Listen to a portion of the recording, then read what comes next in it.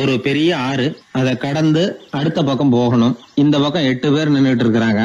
8 பேரும் சேர்ந்து ஒரு குழுவா வந்திருக்கிறாங்க. இவங்க எல்லாருமே பண்டிதர்கள், குருமார்கள், அதாவது அறிவாளிகள். இவங்க எல்லாரும் அந்த ஆற்றை கடந்து அடுத்த கரைக்கு போகணும். அப்புறம் அங்க இருந்து பக்கத்துல இருக்கிற ஒரு ஊருக்கு போய் சேரணும். கரை ஓரமா ஒரு படகு கட்டி கிடந்தது. அதுல ஏறி உக்காந்தாங்க. அது மூலமா அடுத்த கரைக்கு போய் சேர்ந்தாங்க. அங்க போய் கரையேறின உடனே அவங்களுக்குள்ள ஒரு விவாதம். அறிவாளிகள் இல்லையா, அதனால ஒருத்தர் சொன்னார், இந்த படகு நமக்கு உதவி செஞ்சிருக்குது. அது செஞ்ச உதவி மூலமா தான் நாம 8 பேரும் இந்த ஆற்றை கடந்து இந்த பக்கம் வந்திருக்கிறோம். இது செஞ்சிருக்கிற உதவிக்கு நாம நன்றி செலுத்தணும், பதில் மரியாதை செய்யணும். அதை எப்படி செய்யறது அப்படின்னார். இன்னொருத்தர் அதுக்கு ஒரு யோசனை சொன்னார். நமக்கு உதவி செஞ்சிருக்கிற இந்த படகுக்கு மரியாதையும் நன்றியும் செலுத்துகிற முறையில அதை நாம எல்லாரும் நம்ம தலைமையில சுமந்துகிட்டு போறதுதான் நியாயம். ஏன்னா நம்ம அது சுமந்தது இல்லையா, அதுக்கு பதிலா நாம அதை சுமக்கணும். அதுதான் சரியான நன்றியா இருக்கும் அப்படின்னார். இதுதான் சரியான யோசனைன்னு எல்லாரும் ஒத்துக்கிட்டாங்க. அவ்வளவுதான். உடனே அந்த படகை தூக்கி தலையில வச்சுக்கிட்டு 8 பேர் நடக்க ஆரம்பிச்சுட்டாங்க. அப்படியே அவங்க போக வேண்டிய கிராமத்துக்கு போய் சேர்ந்தாங்க. அந்த ஊர் மக்களுக்கு இது வேடிக்கையா இருந்தது. ஆச்சரியமா அவங்கள பார்த்தாங்க. ஏங்க எதுக்காக இப்படி செய்யறீங்க அப்படின்னு கேட்டிருக்கிறாங்க. படகுங்கிறது மனிதர்களை கரை சேர்க்கறதுக்காகத்தானே இருக்குது. நாம அதை எதுக்காக சுமக்கணும்? அதை ஆத்தங்கரையிலேயே விட்டுட்டு வந்திருக்கலாமே அப்படின்னாங்க. இதுக்கு அந்த 8 பேர்ல ஒருத்தர் சொன்னாராம், என்ன இப்படி சொல்றீங்க? உங்களுக்கு நன்றி உணர்வே கிடையாதா? நீங்க நன்றி கேட்டவங்களா இருக்கிறீங்க, நாங்க நன்றி உடையவர்களா இருக்கிறோம். நன்றி உடைமை அப்படின்னா என்னன்னு எங்களுக்கு தெரியும். அதனாலதான் எங்களை கரை சேர்த்த படகுக்கு நாங்க நன்றி செலுத்துறோம். இந்த படகு எப்பவும் எங்க தலைமையிலதான் இருக்கும் அப்படின்னார். இது புத்தர் சொன்ன ஒரு கதை. வழி இருக்கு பாருங்க, அதையே முடிவுன்னு நினைச்சு வாழ்நாள் பூரா புடிச்சுக்கிட்டு மனிதர்கள் துன்பப்படுறாங்க அப்படிங்கறது அவருடைய கருத்து. ஒரு மனிதன் ஜபம் பண்றான், வழிபாடு பண்றான், அது மூலமா ஒரு விழிப்புணர்வு கிடைச்சுட்டுதுன்னு வச்சுக்கோங்க. அதுக்கப்புறம் எதுக்கு அந்த ஜபமும் வழிபாடும்? தூக்கி எறிஞ்சிட வேண்டியதானே. ஆனா மனுஷன் அப்படி பண்றது இல்ல. வழிபாட்டையே லட்சியமா வச்சுக்கிட்டு அதையே கெட்டியா புடிச்சுக்குவான். அந்த ஜபத்துக்கு அவன் ஒரு கைதி ஆயிடுறான். அதனால அதை விட்டுட்டு அவனால வெளியில வர முடியல. வழிபாடு மூலமா சாதிச்சுடலாம் அப்படின்னு நினைக்கிறது தப்பு அப்படிங்கிறார் ஓஷோ. ஜபம்ங்கிறது ஒரு முள். காலில் குத்துன முள்ளை எடுக்கிறதுக்கு இன்னொரு முள்ளை பயன்படுத்துறோம். முள்ளை எடுத்தாச்சு, அப்புறம் என்ன? 2 முள்ளையும் வீசி எறிஞ்சிட வேண்டியது தானே. 2 முள்ளுக்குமே இனிமே பிரயோஜனம் இல்லை. பழைய முள் இருந்த இடத்துல புதிய முள்ளை குத்தி வச்சா வலிதான் தொடரும். அப்படி செய்யறவன் முட்டாள். ஆனா இப்படிப்பட்ட முட்டாள்களுக்கு உலகத்துல பஞ்சமே இல்லைங்கிறார் அவர். அதனால வழிபாடு, ஜபம் அப்படின்னு எல்லாம் சொல்றோமே, அதையெல்லாம் கூட விழிப்புணர்வோட பயன்படுத்தணும். நம்ம ஆள் ஒருத்தன், அவன் என்னன்னா காலில் ஒரு முள்ளை தைச்சுக்கிட்டான். இன்னொரு முள்ளால அதை எடுத்துக்கிட்டு இருக்கிறான். ரொம்ப நேரமா முயற்சி பண்ணிட்டு இருந்தான். கடைசியா அப்பாடா எடுத்தாச்சு அப்படின்னு சொல்லிவிட்டு மறுபடியும் முள் எடுக்க ஆரம்பிச்சான். என்னப்பா இது, அதுதான் முள்ளை எடுத்துட்டிய, அதுக்கப்புறம் என்னத்துக்கு முயற்சி பண்ணிட்டு இருக்கிறேன்னு கேட்டாங்க. இதுக்கு அவன் சொல்றான், ஏற்கனவே தச்சிருந்த முள்ளை எப்பவோ எடுத்துட்டேன். அதை எடுக்கிறதுக்காக உபயோகப்படுத்திக்கிட்டு இருந்தேனே இன்னொரு முள்ளு, அது இப்போ உள்ள மாட்டிக்கிட்டு இருக்குது.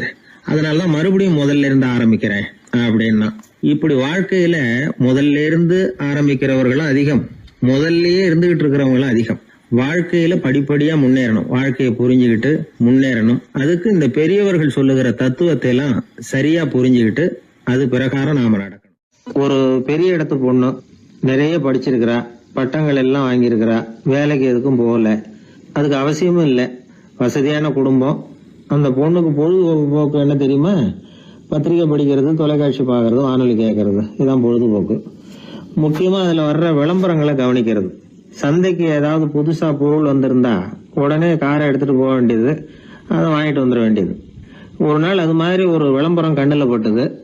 புதுமையான சமையல் செய்யக்கூடிய சாதனம் ஒன்று வந்திருக்கிறதாக செய்தி.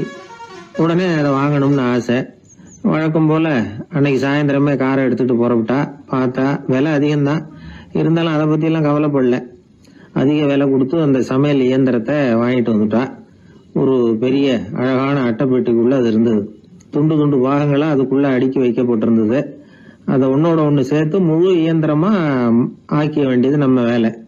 அதெல்லாம் எப்படி ஒன்று சேர்க்கறது? அதுக்காக ஒரு கையேடு அது உள்ளே வச்சிருக்கிறாங்க. அந்த பொண்ணு வீட்டுக்கு வந்தா அட்டைப்பூட்டியை பிரிச்சா, ஒவ்வொரு துண்டு பாகத்தை எடுத்து வெளியில வச்சா, பக்கத்துல அந்த விவர புத்தகத்தை வச்சுக்கிட்டா. அது பிரகாரம் அந்த பாகங்களை இணைச்சு பார்த்தா சரியா வரல. மறுபடியும் எல்லாத்தையும் பிரிச்சு பரப்பி வச்சுட்டு ஆரம்பத்துல இருந்து வர்றா. அப்பவும் சரியா வரல. சரி, நேரம் அந்த கடைக்கு போய் அங்கிருந்தே ஒரு ஆளை அழைச்சிட்டு வந்துருவோம் அப்படின்னு சொல்லி காரை எடுத்துட்டு அவ புறப்பட்டா. கடையில இருந்து ஒரு ஆளை கையோட அழைச்சிட்டு வந்தா. 2 பேரும் வந்து சேர்ந்தாங்க. அங்க அவங்களுக்காக ஒரு ஆச்சரியம் காத்துக்கிட்டு இருக்கு வீட்டுல. என்ன ஆச்சுன்னா, அந்த சமையல் இயந்திரம் அழகா கோக்க போட்டு அங்க இருக்குது. அது மட்டும் இல்ல, அதுல சமையல் வேலையும் நடந்துகிட்டு இருக்குது. யார் அதை பண்ணது? அவளுக்கு ஆச்சரியம். சமையல் வேலை செய்கிற பணிப்பெண் அங்க வந்தா. வேலை செய்யறவோ, நான் தான் அதை செஞ்சேன்னா. அந்த பொண்ணுக்கு படிக்க தெரியாது, பள்ளிக்கூடத்துக்கே போனதில்லை, சமைக்க தெரியும், அவ்வளவுதான். படிப்பறிவு இல்லாத காரணத்தினால அந்த குறிப்பு புத்தகத்தையும் அவளால படிச்சிருக்க முடியாது. எப்படி இதை பொறுத்தனே அப்படின்னு ரொம்ப ஆச்சரியமா கேட்டாவோ. அந்த விவரம் தெரியாத பொண்ணு, பணி பொண்ணு சொல்றா, படிப்பறிவு இல்லாத போது மூளையை பயன்படுத்த வேண்டிய கட்டாயம் ஏற்படுது, வேற ஒண்ணும் இல்லை அப்படின்னாலாம். படிப்பு மூலமா அறிவை சேகரிச்சுக்கலாம், புத்திசாலித்தனத்தை சேகரிக்க முடியாது. தகவல் அறிவுங்கிறது ஞானம் ஆகாது அப்படின்னு சொல்லுவாங்க. அதுதான் இதுல முக்கியம். நம்மளும் ஒருத்தன் ரயில்ல பிரயாணம் பண்ணா, ராத்திரி பூரா பயணம், விடிஞ்சதும் பார்த்தா அவன் பொட்டியே காணல, யார திருடிட்டு போட்டாங்க. அதுக்காக இவன் கவலைப்படணும்ல, கவலைப்படல, சிரிச்சுக்கிட்டு இருக்கிறான். எதிரில் இருந்தவர் கேட்டார், ஏங்க பெட்டியை அவனோ எடுத்துட்டு போட்டானே, அதுக்காக கவலைப்படலையா நீங்க அப்படின்னாரு. நான் எதுக்காக கவலைப்படணும், அதோட சாவி என்கிட்ட தானே இருக்கு அப்படின்னு நானும். இவன் தந்தியை விட வேகமா போகக்கூடியது எது அப்படின்னு கேட்டார் ஒருத்தர். வதந்தின்னார் இன்னொருத்தர். அவர் அப்படி சொன்னதுல ஒன்னும் தப்பு இல்ல. வதந்தி வேகமா பரவறதுக்கு என்ன காரணம்? 1க்கு 2 மிகைப்படுத்தி சொல்ற மனுஷ சுபாவம் ஒரு காரணம், சொல்றத அப்படியே நம்புறது இன்னொரு காரணம். எப்பொருள் யார் யார் வாய் கேட்பினும் அப்பொருள் மெய்ப்பொருள் காண்பது அறிவு அப்படின்னாரு வள்ளுவர். யாரு எதை சொன்னாலும் அதை அப்படியே நம்ப கூடாது, அறிவு வேலை செய்யணும். அதுல எந்த அளவுக்கு உண்மை இருக்குது அப்படின்னு கண்டுபிடிக்கணும். முக்கியமான பொறுப்புல உள்ளவங்களுக்கு எல்லாம் இது ரொம்ப முக்கியமா தேவைப்படுகிற ஒரு தகுதி. ஒரு நாட்டுல ஒரு சாதாரண ஆள் ஒருத்தன் இருந்தான். அவங்கிட்ட ஒரு கழுதை இருந்தது, ரொம்ப பிரியமா வளர்த்தான். அவனுக்கு அது ரொம்ப நெருக்கமான நண்பன். வேற மனுஷங்க யாரும் கிடைக்கல போல இருக்குது. அந்த கழுதைக்கு கந்தர்வசேனன் அப்படின்னு பேர் வச்சான். அந்த பேரை சொல்லிதான் அவன் அதை கூப்பிடுறது வழக்கம். அவ்வளவு பிரியமா வளர்த்த அந்த கழுதை ஒரு நாள் திடீர்னு செத்து போச்சு. எப்படி இருக்கும் அவனுக்கு? ரொம்ப சங்கடப்பட்டான், சாப்பிட கூட பிடிக்கல. அவனுக்கு முகத்தை வந்து மூணு வச்சுக்கிட்டு அவன் பாட்டு உட்காந்துருக்கிறான். இந்த நேரம் பார்த்து அவனுக்கு வேண்டியப்பட்ட ஒருத்தன் அந்த பக்கமா வந்தான். அவனை பார்த்தான். ஏன்டா அப்படி உட்காந்துருக்கிற அப்படின்னு கேட்டான். கந்தர்வசேனை செத்து விட்டதா சொல்லி குலுங்கி குலுங்கி அழ ஆரம்பிச்சுட்டான் இவன். கந்தர்வசேனன் யாருன்னு கேட்டான் இவன். அப்படி கேட்ட உடனே அவன் இன்னமும் சத்தம் போட்டு ஒவ்வொன்னு கத்த ஆரம்பிச்சுட்டான். துக்கம் அதிகமாயிட்டுது.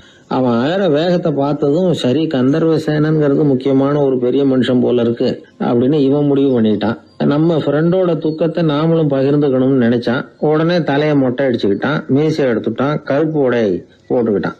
கந்தர்வசேனன் இறந்த செய்தி இப்படியே காத்து வாக்குல பரவ ஆரம்பிச்சது ஊர் பூரா. ஊர்ல உள்ளவங்க எல்லாம் இந்த செய்தியை கேட்டதும் அவங்களும் தலையை மொட்டை அடிச்சுக்கிட்டு கருப்பு துணி போட்டுக்க ஆரம்பிச்சுட்டாங்க. ஒரே நாள்ல நகரம் பூராவும் துக்கத்துல ஆழ்ந்து போச்சு. எங்க பார்த்தாலும் மொட்டை தலை, கருப்பு துணி. அந்த நாட்டு அமைச்சர் இதை பார்த்தார். ஜனங்கள் எல்லாம் வருத்தமா இருக்கிறாங்களே அப்படின்னு நினைச்சு சில பேரை கூப்பிட்டு விசாரிச்சார். என்ன விஷயம் அப்படின்னு. கந்தர்வசேனன் செத்துட்டார், அதனாலதான் இப்படி துக்கம் அனுஷ்டிக்கிறோம் அப்படின்னாங்க. அவராவது கொஞ்சம் யோசனை பண்ணி பார்த்திருக்கலாம்ல. கந்தர்வசேனன்னு சொல்றீங்களே, யார் அது அப்படின்னு விசாரிக்கலாம்ல. விசாரிக்கல. மக்கள் துயரத்துல நாமளும் பங்கு எடுத்துக்கணும் அப்படின்னு தான் அவர் நினைச்சார். அவரும் உடனே மொட்டை அடிச்சுக்கிட்டு கருப்பு சட்டை போட்டு ஆரம்பிச்சுட்டார். அமைச்சர் இப்படி இருக்காருங்கிற செய்தி அரசருக்கு எட்டுச்சு. அவரு என்ன பண்ணாரு, அவரும் மொட்டை போட்டுக்கிட்டு தூக்கம் அனுஷ்டிக்க ஆரம்பிச்சுட்டார். அன்னைக்கு ராத்திரி ராஜா மொட்டை தலையோட அந்த புறத்துக்கு வரார், முகத்தை முன்னு வச்சுக்கிட்டு. ராணி பார்த்தாங்க. என்னங்க இது, என்ன விஷயம், உங்க துக்கத்துக்கு என்ன காரணம்னு கேட்டாங்க.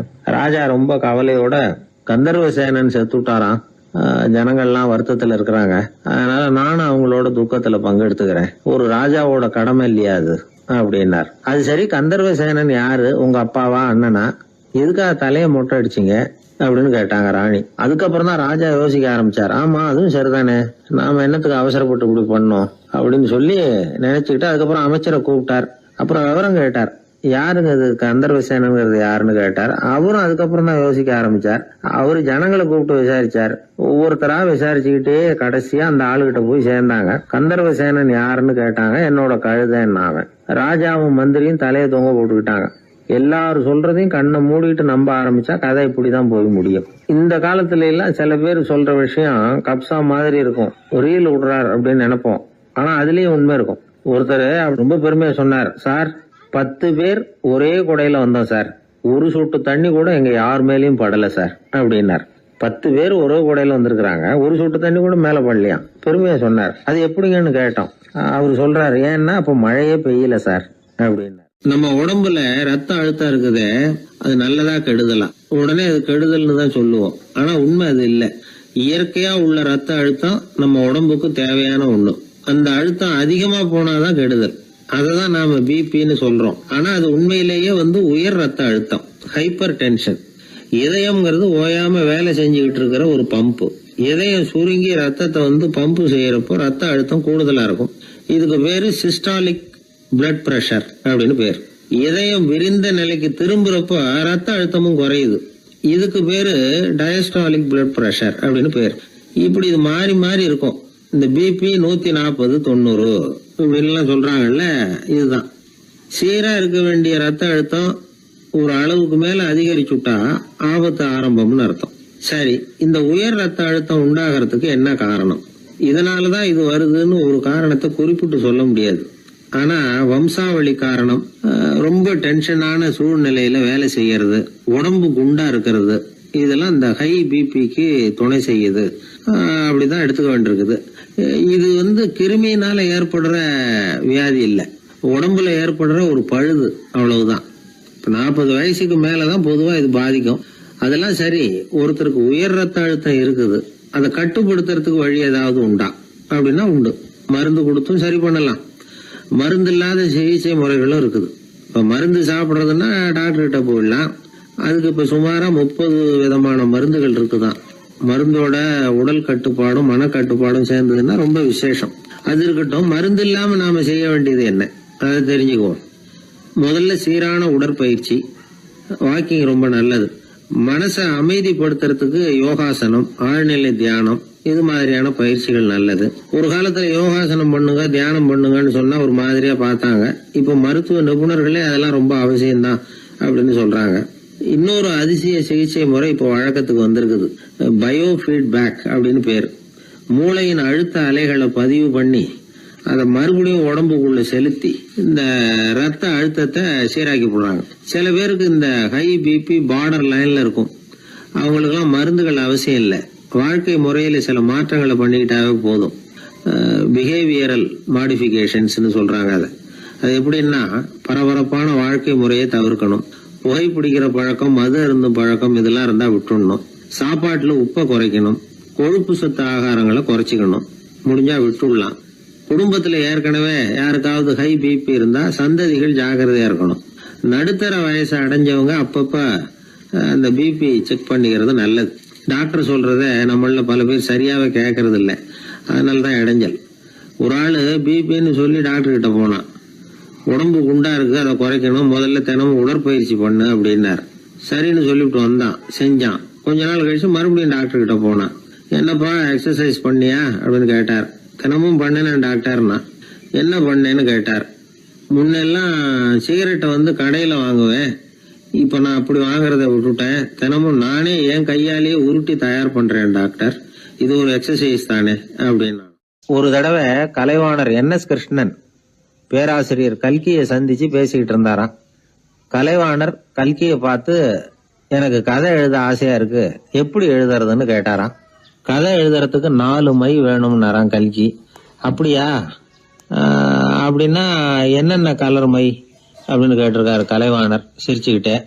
நான் சொன்னது கலர் மை இல்ல, அது வேற மை. அதாவது கதை எழுதுறதுக்கு தேவைப்படுகிற 4 மை எதுன்னா, 1 திறமை, 2 பேணாமை, 3வது தனிமை, 4வது பொறுமை அப்படின்னாராம். உடனே கலைவாணர், உங்க யோசனை அருமை அப்படின்னாராம். அதுதான் கலைவாணர். பொதுவா எழுத்தாளர்கள் எழுதுற மாதிரி நடந்துக்கிறது இல்ல. ஆனா கலைவாணர் என்ன சொல்லுவாரோ அதே மாதிரி நடந்துக்குவார். எல்லாருக்கும் எல்லாம் கிடைக்கணுங்கிற கருத்தை சினிமா படங்கள்ல வலியுறுத்துவார். அதே மாதிரி நடைமுறை வாழ்க்கையிலேயும் எல்லாருக்கும் எல்லாமும் கொடுப்பார். பணம், பதவி, புகழ் இப்படி எதுவுமே இல்லாத ஒரு சாதாரண மனுஷனா இருந்தா கூட இவர் மனுஷனுக்கு கொடுக்கற மரியாதையில கொஞ்சமும் குறைச்சல் இருக்காது. இந்த குணம் சாதாரணமா எல்லாருக்கும் இருக்கிறது இல்ல.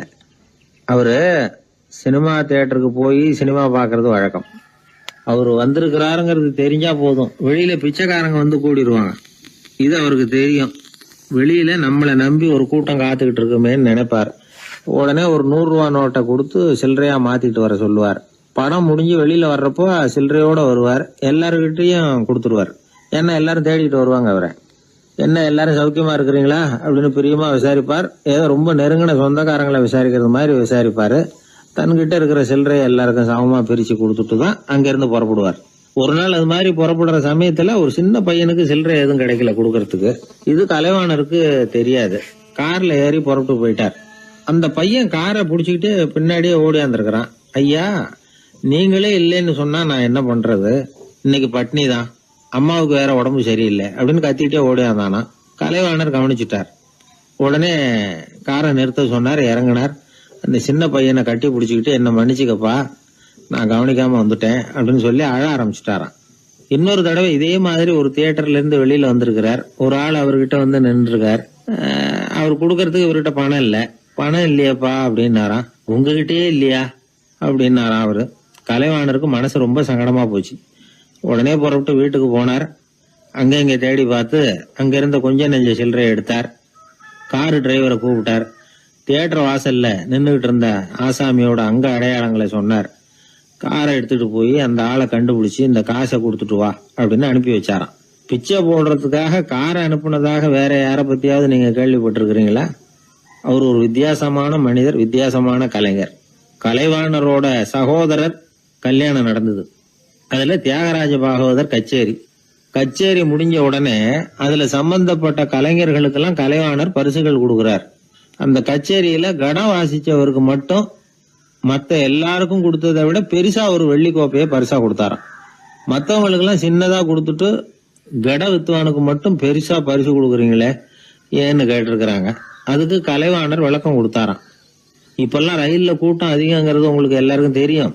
இந்த வித்துவான் இவ்வளவு பெரிய மண்பானைய ரயில்ல ரொம்ப பத்திரமா உடையாம ரொம்ப தூரத்துல இருந்து கொண்டு வந்திருக்கிறாரே, அது என்ன சாமான்யமான காரியமா? அவரோட அந்த சாமர்த்தியத்தை பாராட்டுறதுக்காக தான் அவருக்கு இவ்வளவு பெரிய பரிசு அப்படின்னா.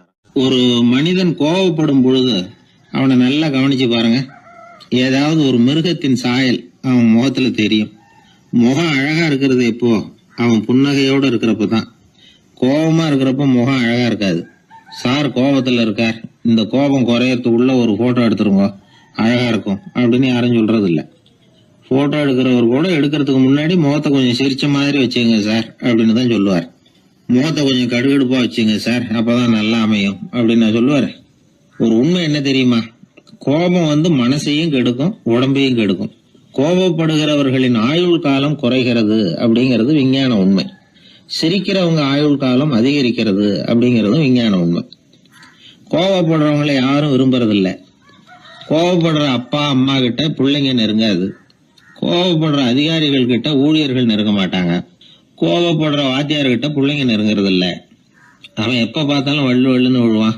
அதனால எப்போ அவன் பக்கத்திலேயே இருக்கணும்னு ஆசைப்படுறேன் அப்படின்னு ஒருத்தன் சொன்னா அவனை இவன் வேடிக்கை பார்க்க ஆரம்பிச்சுட்டான் அப்படின்னு அர்த்தம். சரி, இந்த கோபம் எதனால வருது? இயலாமையினாலதான் வருதான். இப்ப நீங்க நினைக்கிறத நிறைவேற்றக்கூடிய சாமர்த்தியம் உங்ககிட்ட இல்லைங்கிறப்போ அது கோபமா வெளிப்படுது, அவ்வளவுதான். திறமை உள்ளவன் கோபப்பட வேண்டிய அவசியமே இல்லை. ஒரு உண்மையான கவிஞன் கிட்ட போய் ஒரு கவிதை எழுதி கொடுங்க அப்படின்னு சொன்னா அவன் உடனே எரிச்சல் அடையக்கூடாது. எரிச்சல் வந்தா அது அவனுடைய இயலாமையை காட்டுது. சிற்பி சிலை செதுக்கிறதுக்கு கோபப்படக்கூடாது. ஒரு அதிகாரி சொன்னார், நீங்க சொல்றதெல்லாம் சரிதான் சார், இருந்தாலும் கோவப்படலைன்னா வேலை நடக்காது சார், அதனாலதான் தினமும் ஆபீஸ்ல கத்திட்டு கிடக்குறேன் அப்படின்னார். ஆனா உண்மை என்ன தெரியுமா? கத்துறதுனால கத்துறதுதான் நடக்குமே தவிர காரியம் நடக்காது. வேலை நடக்கிறது மாதிரி ஒரு பாவனை நடக்கும், அவ்வளவுதான். தவறு செய்கிறவர்களுக்கு தண்டனை கத்துறது மட்டும் இல்ல, திட்டு வாங்குற யாரும் தான் செஞ்சது தவறுதான் அப்படின்னு ஒத்துக்கிறது இல்ல. அத அவங்க உணர்றதும் இல்ல. அப்படி இருக்கிறப்போ திட்டுறதுனால என்ன பிரயோஜனம்? திட்டுறதன் நோக்கம் என்ன? திட்டு வாங்குறவங்க திருந்தணும்ங்கிறது தானே. நோக்கம் நிறைவேறாதுன்னா எதுக்காக கத்தணும்? திட்டுறது மூலமாவே ஒருத்தனை திருத்த முடியும்னா திருடுறவனை எல்லாம் கூப்பிட்டு கொஞ்ச நேரம் திட்டி போயிட்டு வாப்பா, இனிமே நீ திருந்திவிட்ட அப்படின்னு சொல்லி வச்சுடலாமே. இதுல நாம முக்கியமா புரிஞ்சுக்க வேண்டியது என்னன்னா, கோபம்ங்கிறது நாம அடுத்தவங்களுக்கு கொடுக்கிற தண்டனை இல்ல, அது நமக்கு நாமே கொடுத்துக்கிற ஒரு தண்டனை. அடுத்தவங்களை திருத்துறதாக நினைச்சுக்கிட்டு நம்ம நாமே கெடுத்துக்கிற ஒரு முயற்சி.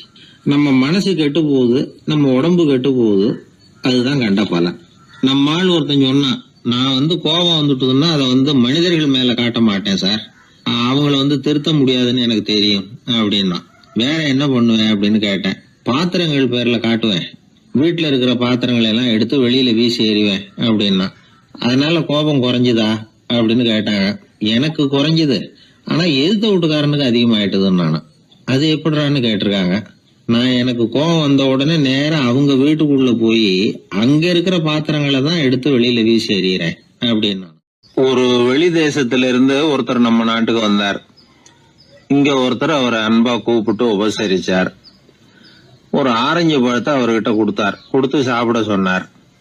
அவர் அதை வாங்கினார். அதை அப்படியும் இப்படியும் புரட்டி பார்த்தார். அவருக்கு ஒன்னும் புரியல. ஏன்னா அவர் தேசத்துல அது இல்ல போல இருக்கு. என்ன செய்யறதுன்னு அவருக்கு ஒன்னும் புரியல. அப்படியே கடிச்சு பார்த்தார். கசப்பா இருந்தது. தூக்கி எறிஞ்சுட்டார். அதை ஏன் தூக்கி எறிஞ்சுட்டீங்கன்னு கேட்டார் இவர். கசக்குது, அதை எப்படி சாப்பிடுறது அப்படின்னாரு அவரு. அது அப்படி சாப்பிடக்கூடாது, மேல உள்ள தோலை எடுத்து எரிஞ்சுடணும், இனிப்பான பகுதி உள்ள இருக்குது அப்படின்னு விவரம் சொன்னார் இவர். இப்படி சொன்னவர் ஒரு யோகி. வாழ்வின் வெளிப்பக்கத்திலேயே இருந்துகிட்டு இருந்தா கசப்பான பிரச்சனைகளையே சந்திக்க வேண்டியிருக்கும். உள்பக்கத்துக்கு போகணும், அப்பதான் அங்க இருக்கிற இனிப்பை உணர முடியும் அப்படிங்கிறார் அந்த யோகி. நாமெல்லாம் 2 வகையான வாழ்க்கை வாழறோமா. மேலோட்டமான வெளிப்படையா உள்ள வாழ்வுங்கிறது ஒண்ணு, உள்ளார்ந்த வாழ்வுங்கிறது ஒண்ணு. வாழ்வின் வெளிப்புறம் பிரச்சனைகளும் சவால்களும் நிறைஞ்சது, உள்புறம் அமைதியா இருக்கிறது. இந்த உள்பக்கத்துலதான் மகிழ்ச்சியான வாழ்வுக்கு தேவையான புதையல் இருக்குதான். யாரு கண்டா அந்த புதையல? ஆழ்நிலை தியானம் எல்லாம் பண்றாங்கல்ல, அது எதுக்காக? அந்த புதையலை கண்டுபிடிக்கிறதுக்கு தான். நாம் அந்த உள்பக்கத்துக்கு போய் அங்க உள்ள ஊக்க சக்தியையும் புத்திசாலித்தனத்தையும் பொறுக்கி எடுத்துக்கிட்டு அன்றாட வாழ்க்கையில அதையெல்லாம் உபயோகப்படுத்தணும். மனசு ஒரு குரங்கு மாதிரி அலையுதுங்கிறோம், அதை கட்டுப்படுத்த முடியலங்கிறோம். மனசு அலையிறது உண்மைதான். தேனி எதுக்காக அலையுது? தேனுக்காக அலையுது. அது மாதிரிதான் மனசும் அலையுது. மகிழ்ச்சி, சாந்தி இதுகளை தேடி அலையுது. மனசை உள்பக்கமா அலைய விடணும். மகிழ்ச்சியான வாழ்வுக்கு என்னென்ன தேவைங்கிறத இந்த யோகி சொல்றார். ஊக்கம், புத்திசாலித்தனம், அமைதி, சாந்தம். இது எல்லாம் நம்ம கிட்ட நமக்குள்ளேயே இருக்குது. அதனாலதான் சொர்க்கம் நமக்குள்ளே இருக்குன்னு சொல்றது. புதையல நமக்குள்ளேயே வச்சுக்கிட்டு அதை தேடி புலம்பிக்கிட்டு இருக்கிறது ரொம்ப வேடிக்கைங்கிறார் அவர். இதெல்லாம் கேட்கறப்போ உங்கள பல பேருக்கு கோபம் கூட வரலாம். என்ன சார் இது, இன்று ஒரு தகவல்ல ஏதாவது உபயோகமா சொல்லுவீங்கன்னு பார்த்தா என்னமோ தத்துவம் எல்லாம் பேசிக்கிட்டு இருக்கிறீங்களேன்னு நினைக்கலாம் நீங்க. இதுவும் உபயோகமான விஷயம்தான். நாம தியானம் அது இதுன்னு எதுவும் பண்ணலன்னா கூட மனசுல அழுத்தமோ இறுக்கமோ இல்லாம எப்பவும் சந்தோஷமா இருக்கிறதுக்கு பழகிட்டா அதுவே போதும். ஏன்னா மன இறுக்கத்தினாலேயே ஏகப்பட்ட நோய்கள் வருதான். பெருவாரியான உடம்பு கோளாறுகளுக்கு வாழ்க்கையின் விரக்தியாலேயும் தோல்விகளாலேயும் ஏற்படுற மன இறுக்கம்தான் காரணம்ங்கிறது மருத்துவ ஆராய்ச்சி முடிவு. நான் இறுக்கம் இல்லாம இருக்கிறதுக்கு தான் பிரியப்படுறேன், இந்த சமூகம் அதுக்கு இடம் கொடுக்கலையே, என்ன பண்றது அப்படிங்கிறது சில பேரோட கேள்வி. இந்த சமூகத்தை சரி செய்ய வேண்டியது நாம தான், நம்மளை சரி பண்ணிக்க வேண்டியது நாம தான்.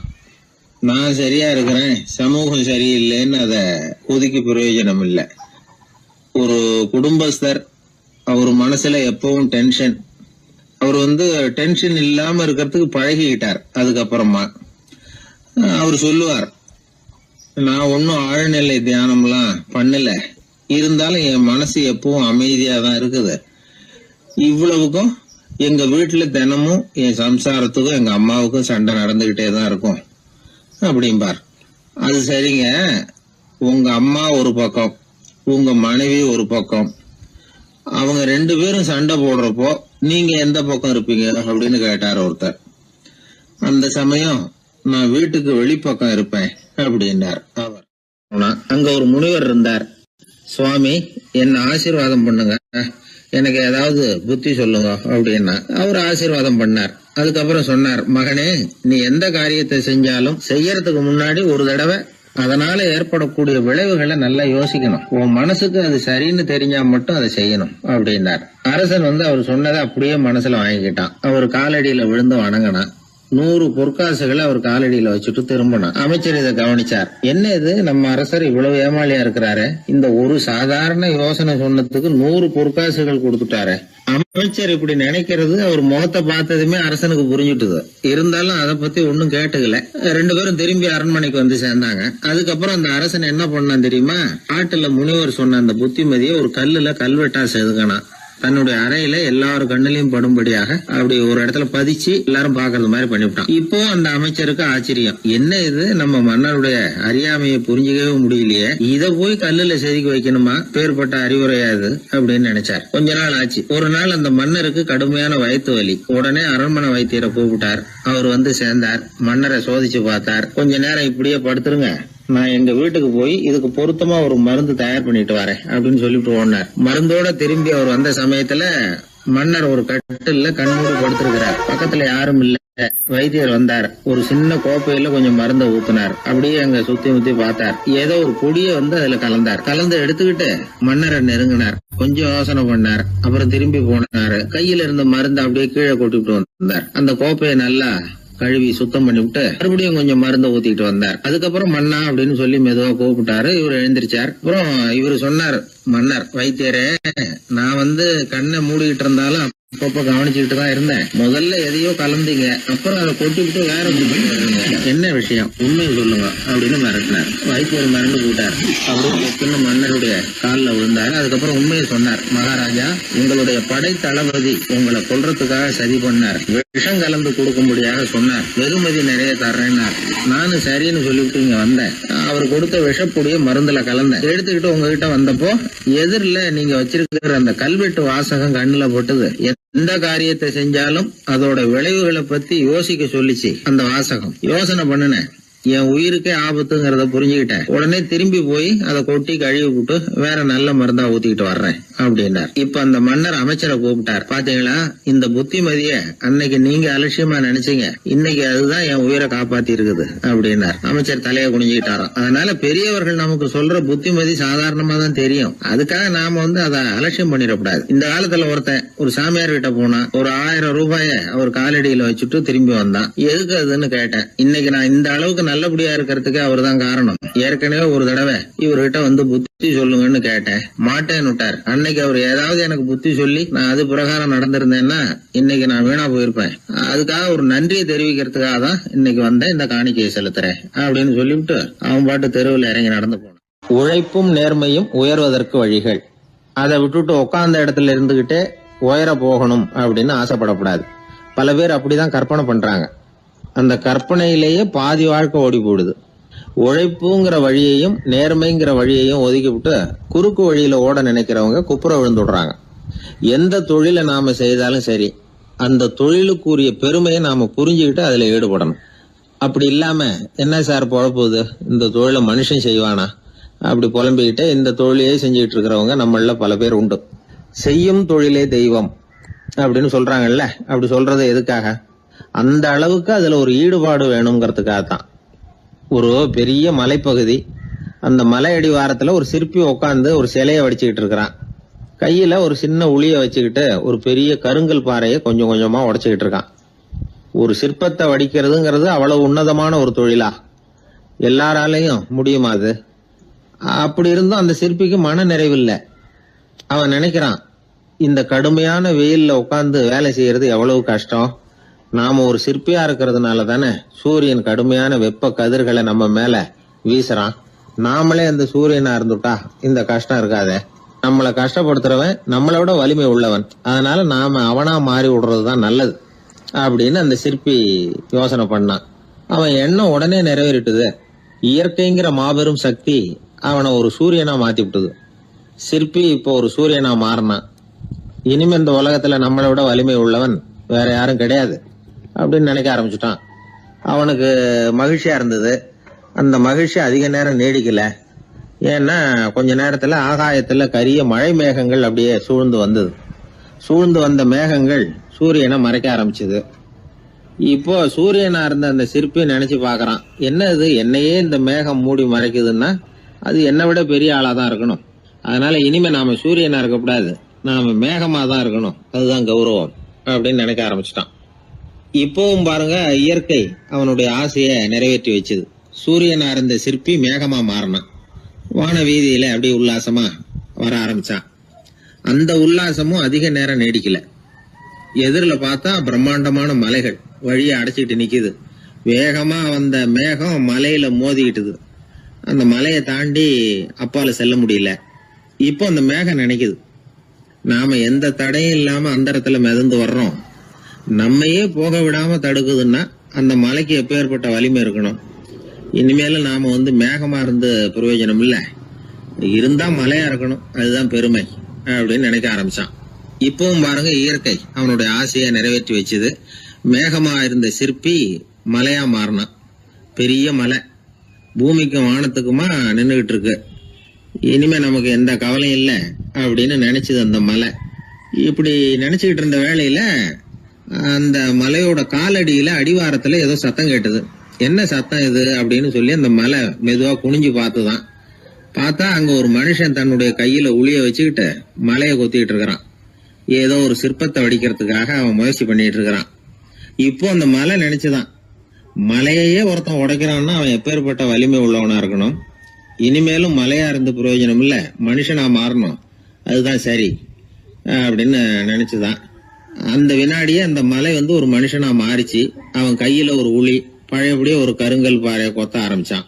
அந்த ஆள் பழைய நிலைமைக்கு வந்துட்டான். இந்த கதையிலிருந்து நாம தெரிஞ்சுக்க வேண்டியது என்னன்னா, தன்னுடைய உண்மையான பலம் என்னங்கிறது தெரியாமலே தாவி தாவி தடுமாறிக்கிட்டு இருக்கிறான் மனுஷன் அப்படிங்கிறது தான். இனிமேலாவது அதை புரிஞ்சுக்கணும். நாம அதுவா மாறணும்னு நினைக்கிறது தப்பு, நாம இருக்கணும் அப்படின்னு நினைக்கிறது தான் உண்மை, அதுதான் சரி. அந்த சிற்பி என்னென்னோ கற்பனை பண்ணி கடைசியில மறுபடியும் சிற்பியாகவே வந்து சேர்ந்தான் பாருங்க. அதனால நம்முடைய உண்மையான பலம் என்ன அப்படிங்கறத தெரிஞ்சுக்கிட்டு நடந்துகிட்டோம்னா வாழ்க்கையில எப்பொழுதும் வெற்றி நிச்சயம். பண்றதுன்னு எனக்கு புரியல அப்படின்னு கவலைப்பட்டார் ஒரு அப்பா. என்ன பண்றது, அப்பாவோட குணம் கொஞ்சமாவது பிள்ளைக்கும் இருக்கதானே செய்யும்னா, அட போங்க சார், அவனை அடக்கிறதுக்கு ஏதாவது வழி சொல்லுவீங்கன்னு பார்த்தா நீங்க என்னோட சரித்திரத்தை புரட்ட ஆரம்பிச்சுட்டீங்களே. அப்புறம் கேட்டேன் அவரை, சரி பையன் அடம் பண்ணா அவனை நீங்க எப்படி அடக்குறீங்க அதை சொல்லுங்க முதல்ல, அதுக்கப்புறம் என் யோசனையை சொல்றேன் அப்படின்னு. அவரு சொன்னார், வேற என்ன பண்ணுவேன், மிரட்டுவேன், அடிப்பேன், அவ்வளவுதான் எனக்கு தெரியும்னாரு. அடிச்சா அடங்கிடுவானா பையன் அப்படின்னு கேட்டேன். அது எப்படிங்க அடங்குவான், இன்னமும் தீவிரமா அடம் பண்ண ஆரம்பிச்சிருவான், கத்தி ரகலை பண்ணிவிடுவான் அப்படின்னாரு. குழந்தை அடம் பண்றானேங்கிற கவலை பல குடும்பங்கள்ல உள்ள ஒரு பிரச்சனை தான். இதுக்கு இப்ப மருத்துவர்கள் ஒரு சுலபமான வழியை சொல்றாங்க. அது என்னன்னா, ஒரு குழந்தை அடம் பண்ணிச்சுன்னா அதை அடிக்கப்படாதான், அதுக்கு பதிலா வேற ஒரு காரியம் பண்ணலாமா. அது என்னன்னா, குடும்பத்துல இருக்கிற எல்லாரும் ஒண்ணு சேர்ந்து அந்த குழந்தைகிட்ட கொஞ்ச நேரம் பேசாம இருந்தோம்னுமா, பேச்ச நிறுத்திக்கணும். குழந்தையால பேசாம இருக்க முடியாது, அது யோசனை பண்ணும், தன்னுடைய தவறை உணர்ந்து அது வருந்த ஆரம்பிக்கும். இப்படி தொடர்ந்து செஞ்சுக்கிட்டு வந்தா குழந்தை கொஞ்ச நாள்ல அடம் பண்றதை நிறுத்தி விடுமா. இது டாக்டர்கள் இப்ப சொல்லி கொடுக்குற ஒரு யோசனை. அதே மாதிரி சில குழந்தைகள் சரியான காரணம் இல்லாம அடம் பண்ணணுங்கிறதுக்காகவே கத்துது பாருங்க, அதை நிறுத்துறதுக்கு கூட ஒரு வழி இருக்கு. அது என்ன வழின்னா, அது அழற சமயத்துல அந்த சத்தத்தை ஒரு டேப் ரெக்கார்டர் மூலமா பதிவு பண்ணி வச்சுக்கணும். குழந்தை கத்த ஆரம்பிக்குதுன்னு வைங்க, உடனே ஏற்கனவே பதிவு பண்ணி வச்சிருக்கிற அழுகை சத்தத்தை போட்டு அந்த குழந்தை காதுல விழறது மாதிரி பண்ணணும். தன்னுடைய அழுகை சத்தத்தை கேட்க ஆரம்பிச்ச உடனே அந்த குழந்தை தான் அழறத நிறுத்திக்குமா. சில குழந்தைகள் சாப்பிட மாட்டேன்னு அடம் பண்ணும். வளர்ந்த குழந்தைய வற்புறுத்தி சாப்பிட சொல்லக்கூடாது. சில பேர் என்ன பண்ணுவாங்கன்னா, கட்டாயப்படுத்தி சாப்பாட்டை திணிப்பாங்க. அதெல்லாம் ரொம்ப தப்பு. குழந்தைக்கு விவரம் தெரிஞ்சதுக்கு அப்புறம் சாப்பாட்டு விஷயத்துல நீங்க தலையிட வேண்டிய அவசியமே இல்லை. பசிச்சா சாப்பிடணுங்கிறது அதுக்கு புரியும். அது தானாவே சுதந்திரமா எடுத்து போட்டு சாப்பிடுறதுக்கு அனுமதிக்கணும். நீங்க போய் அதுகிட்ட நின்றுட்டு சாப்பிடு சாப்பிடு அப்படின்னு வற்புறுத்திட்டு இருக்க கூடாது.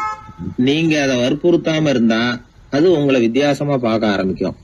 உண்மையிலேயே பசி இருந்ததுன்னா தனக்கு எவ்வளவு தேவையோ அவ்வளவு எடுத்து போட்டுக்கிட்டு அந்த குழந்தை சாப்பிட்டுக்கும், எந்த பிரச்சனையும் இருக்காது.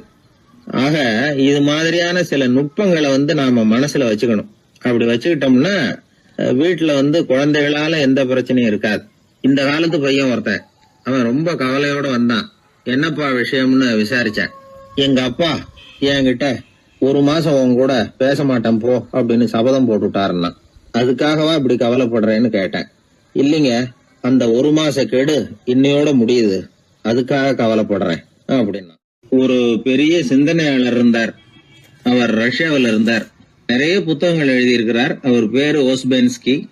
உலகின் மிகச்சிறந்த 3 புத்தகங்கள்ல ஒண்ணு இவர் எழுதியிருக்கிறார் அப்படின்னு கூட சொல்றது உண்டு. அப்பேற்பட்ட எழுத்தாளர். அந்த காலத்துல குருஜீஃப் அப்படின்னு சொல்லி ஒரு பெரியவர் இருந்தார். ரொம்ப எளிமையான வாழ்க்கை வாழ்ந்துகிட்டு இருந்தவர். இவரை தேடி அந்த எழுத்தாளர் வந்தார். ஐயா, உங்ககிட்ட சில கேள்விகள் கேட்டு விளக்கம் பெறலாம்னு வந்திருக்கிறேன்னார். உடனே அந்த பெரியவர் என்ன செஞ்சார் தெரியுமா? ஒரு வெற்று காகிதத்தை எடுத்தார், அவர்கிட்ட கொடுத்தார். இந்தாங்க, இதை வச்சுக்கங்க, நாம 2 பேரும் பேசுறதுக்கு முந்தி நீங்க ஒரு காரியம் பண்ணணும்னார். என்ன செய்யணும்னு சொல்லுங்கன்னார் அவரு. இந்த காகிதத்துல உங்களுக்கு தெரிஞ்சதெல்லாம் என்ன, தெரியாததெல்லாம் என்ன அப்படிங்கிற பட்டியலை எழுதிட்டு வாங்க. அதுக்கு பிறகு உங்களுக்கு தெரியாத விஷயங்களை பத்தி நாம 2 பேரும் உரையாடலாம். ஏன்னா உங்களுக்கு தெரிஞ்சதை பத்தி நாம பேசி பிரயோஜனம் இல்ல, தெரியாததை பத்தி பேசினாதான் உங்களுக்கு அது உபயோகமா இருக்கும் அப்படின்னார். இவர் இப்படி சொன்னது அந்த எழுத்தாளருக்கு கொஞ்சம் தர்ம சங்கடமா இருந்தது. நாம எப்பேற்பட்ட சிந்தனையாளர், நம்மள போய் இவர் இப்படி எழுத சொல்றாரு அப்படின்னு நினைச்சாரு. இருந்தாலும் அந்த பெரியவர் பேர்ல இவருக்கு ரொம்ப மரியாதை. அதனால அவர் கொடுத்த காகிதத்தை வாங்கிட்டு தனியா ஒரு இடத்துல போய் உட்கார்ந்தார். யோசிக்க ஆரம்பிச்சார். முதல்ல யோசிச்சார், கடவுளை எனக்கு தெரியுமா அப்படின்னு. கடவுளை பற்றித்தான் எனக்கு தெரியுமே தவிர கடவுளை தெரியாதுங்கிறது புரிஞ்சுது. அதனால தனக்கு தெரிந்த ஒரு விஷயம் கடவுள் அப்படின்னு அவரால் குறிப்பிட முடியல. அடுத்தபடி ஆத்மாவை பத்தி சிந்திச்சார். ஆத்மாவை பற்றித்தான் நமக்கு தெரியுமே தவிர ஆத்மா நமக்கு தெரிஞ்ச விஷயமா இருக்கல அப்படிங்கறது புரிஞ்சுது. அதனால ஆத்மாவையும் தெரிஞ்ச பட்டியல்ல சேர்க்க முடியல. இப்படி ஒவ்வொன்னா அவர் யோசிக்க யோசிக்க எதுவுமே நமக்கு தெரியலங்கிறது அவருக்கு தெளிவாச்சு. நேரம் எழுந்திரிச்சு அந்த பெரியவர்கிட்ட போனார். ஐயா, உங்களை சந்திக்கிற வரைக்கும் எவ்வளவோ விஷயங்கள் எனக்கு தெரிஞ்சிருக்கிறதாக நினைச்சேன். ஆனா உங்ககிட்ட நிறைய கேள்விகள் கேட்கணுங்கிற ஆர்வத்தோட தான் வந்தேன். ஆனா நீங்க கேட்ட ஒரு கேள்விக்கு விடை காண முயன்ற போது எனக்கு எதுவுமே தெரியலங்கிறத புரிஞ்சுக்கிட்டேன் அப்படின்னார். அப்படின்னா உலக புகழ்பெற்ற இவ்வளவு புத்தகங்களை உங்களால எப்படி எழுத முடிஞ்சதுன்னு கேட்டார். இவர் சொன்னார், ஐயா, இப்பதான் எனக்கு புரியுது. எனக்கு தெளிவில்லாத பல விஷயங்களையும் நான் எழுதியிருக்கிறேன். அவையெல்லாம் வெறும் வார்த்தை குவியல்கள்ங்கிறத நான் இப்ப உணர்றேன். வார்த்தைகளே அறிவு அப்படிங்கிற மயக்கத்திலிருந்து இப்ப நான் விடுபட்டுட்டேன். அறிவு துறையில நான் ஒரு பூஜ்யம்ங்கிறது புரிஞ்சு போச்சு அப்படின்னார். இப்ப பெரியவர் சொன்னார், இப்பதான் உங்களுக்கு உண்மையான அறிவு ஏற்பட ஆரம்பிச்சிருக்குது. எப்போ ஒரு மனிதன் தன்னுடைய அறியாமையை உணர ஆரம்பிக்கிறானோ அப்போதுதான் அறிவின் தொடக்கத்துல அடி எடுத்து வைக்கிறான் அப்படின்னார். அதுக்கு பிறகு என்னாச்சு தெரியுமா? இந்த எழுத்தாளர், சிந்தனையாளர் ஓஸ்பென்ஸ்கி புஸ்தகம் எதுவுமே எழுதலையாம், அதோட விட்டாராம். நம்முடைய அறியாமை நமக்கு புரிய ஆரம்பிச்சுட்டுதுன்னா நமக்கு அறிவு வளர ஆரம்பிச்சுட்டுதுன்னு அர்த்தம். அது நமக்கு புரியறது இல்லை, அதுதான் சிக்கல். ஒரு நண்பர் சொன்னார், சார், நான் எப்போ வீட்டை பூட்டி விட்டு வெளியூர் போனாலும் திருடன் பூட்டை உடைச்சு விடுறான். அதனால இப்ப புத்திசாலித்தனமா ஒரு காரியம் பண்ணிவிட்டு உங்க ஊருக்கு வந்திருக்கிறேன்னார். என்ன செஞ்சிருக்கிறீங்கன்னு கேட்டேன். வீட்டை பூட்டாமலே வந்துட்டேன் அப்படின்னார். உபயோகமா இருக்கு அப்படின்னார். உடனே பார்வை இல்லாத அந்த பெரியவர் சொன்னாரு, வெளிச்சம்னு ஒண்ணு உண்மையிலேயே இருக்குதா அப்படின்னு கேட்டாராம். உண்மையிலேயே வெளிச்சம் இருக்குங்க அப்படின்னு சொல்லியிருக்கிறாங்க, அதை நான் நம்ப மாட்டேன் அப்படின்னாரா அவரு. சூரியன் இருக்கு, சந்திரன் இருக்கு, நட்சத்திரம் இருக்கு அப்படின்னு சொல்லி பார்த்துருக்குறாங்க, அதையெல்லாம் ஒத்துக்கிறேன். ஆனா அதையெல்லாம் என்ன கொஞ்சம் தொட்டு பார்க்க விடுங்களேன் அப்படின்னாராம். அதையெல்லாம் தொட்டு அறிய முடியாது அப்படின்னு சொல்லியிருக்கிறாங்க. அப்படின்னா முகர்ந்து அறியறேன், மோந்து பாக்குறேன். மோர்ந்து பார்க்க விடுங்க, ஏதாவது வாசனை வருதான்னு பாக்குறேன் அப்படின்னு இருக்காரு. அதுவும் முடியாதேன்னாங்களாம். பெரியவர் யோசனை பண்ணிருக்கிறார்.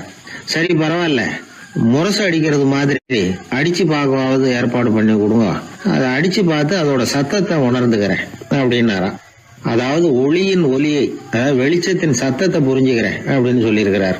அதுக்கும் சாத்தியம் இல்லைன்னு சொல்லியிருக்கிறாங்க. சரி, அதுவும் முடியலன்னா அந்த வெளிச்சத்துல கொஞ்சம் எடுத்து என் கையில கொடுங்க, வாயில போட்டு சாப்பிட்டு பாக்குறேன் ருசி எப்படி இருக்குன்னு அப்படின்னு சொல்லி பார்த்திருக்காரு. எந்த வகையிலயும் அவரை அதை ஒத்துக்க வைக்க முடியல. சுத்தி இருந்தவங்க எல்லாம் குழம்பி போயிட்டாங்க. என்னங்க, நாங்க சொல்றத நீங்க நம்பலையா அப்படின்னு கேட்டிருக்காங்க. என்னுடைய 4 புலன்களுக்கும் புலப்படாத ஒண்ண நான் மாயை அப்படிங்கிறேன். நீங்க என்ன அவமானப்படுத்துறதுக்காக இப்படி சொல்றீங்கன்னு நினைக்கிறேன். ஏதோ உங்களுக்கு எல்லாம் பார்வைன்னு ஒண்ணு இருக்கிறதாகவும் அது எனக்கு இல்லைங்கிறதாகவும் சொல்லி என்ன நீங்க அவமதிக்கிறீங்க அப்படின்னார். தர்க்க சாஸ்திரத்துல மேதையான அந்த பெரியவர். சுத்தி இருந்தவங்க பார்த்தாங்க, வெளிச்சம் இருக்குங்கிறத இவர் நம்பணும், இவரை நம்ப வைக்கணும் அப்படின்னா அது புத்தரால தான் முடியும் அப்படின்னாராம் ஒருத்தர். சரி அவர்கிட்டயே போவோம் அப்படின்னு சொல்லி எல்லாரும் அவர்கிட்ட போய் சேர்ந்தாங்க. விவரத்தை சொன்னாங்க. புத்தர் சிரிச்சாராம். எப்படிப்பட்டதுன்னு நான் நினைக்கிறேனோ, அதாவது உண்மை, அப்படித்தான் அவரும் நினைக்கிறார். எதையும் அனுபவபூர்வமா உணர்ந்தாதான் நம்ப முடியும். ஒளிய அனுபவித்து அறியாத வரையில அது இருக்கிறதா இல்லையா அப்படிங்கிற கேள்விக்கு இடம் கிடையாது.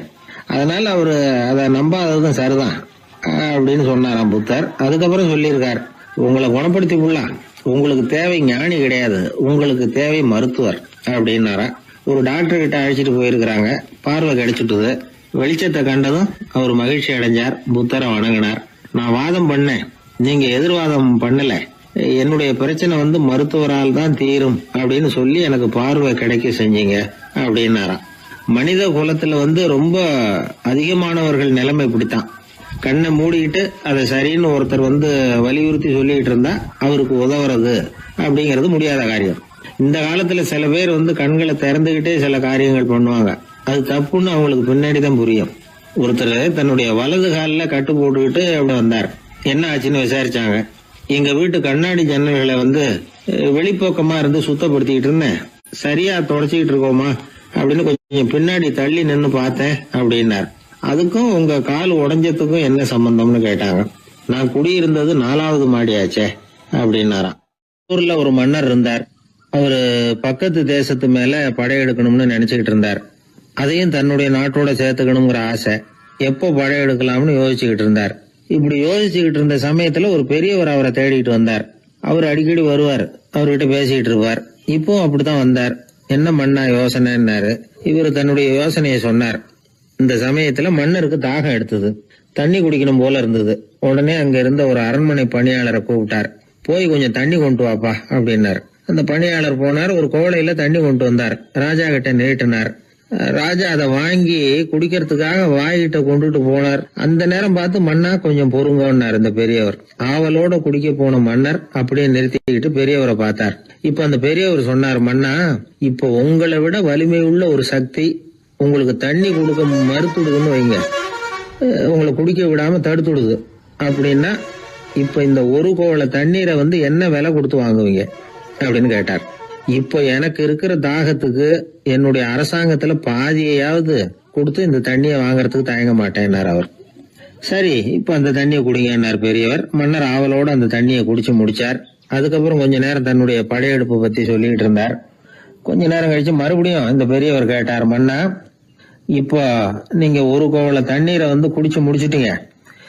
இப்ப அந்த தண்ணீர் உங்க உடம்பு விட்டு வெளியில வரக்கூடிய பாதை அடப்பட்டு போச்சு அப்படின்னு வச்சுங்க, அதை வெளியேற்றுவதற்காக நீங்க எவ்வளவு செலவழிப்பீங்க அப்படின்னு கேட்டார். மன்னர் யோசனை பண்ணார். அப்படி ஒரு நிலைமை ஏற்பட்டு போச்சுன்னா என்னுடைய அரசாங்கம் பூராவையும் அதுக்கு ஈடா தர்றதுக்கு கூட தயங்க மாட்டேன்னார்.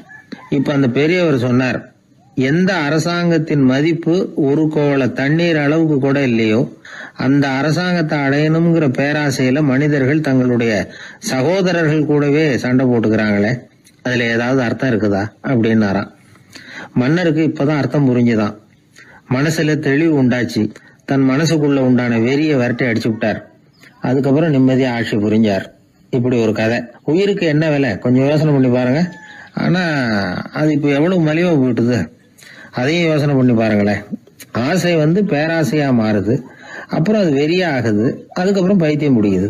இந்த காலத்து மனிதர்களுக்கு 2 விதமான பைத்தியம் பிடிச்சிருக்கிறதாக ஒரு பெரியவர் சொல்றார்.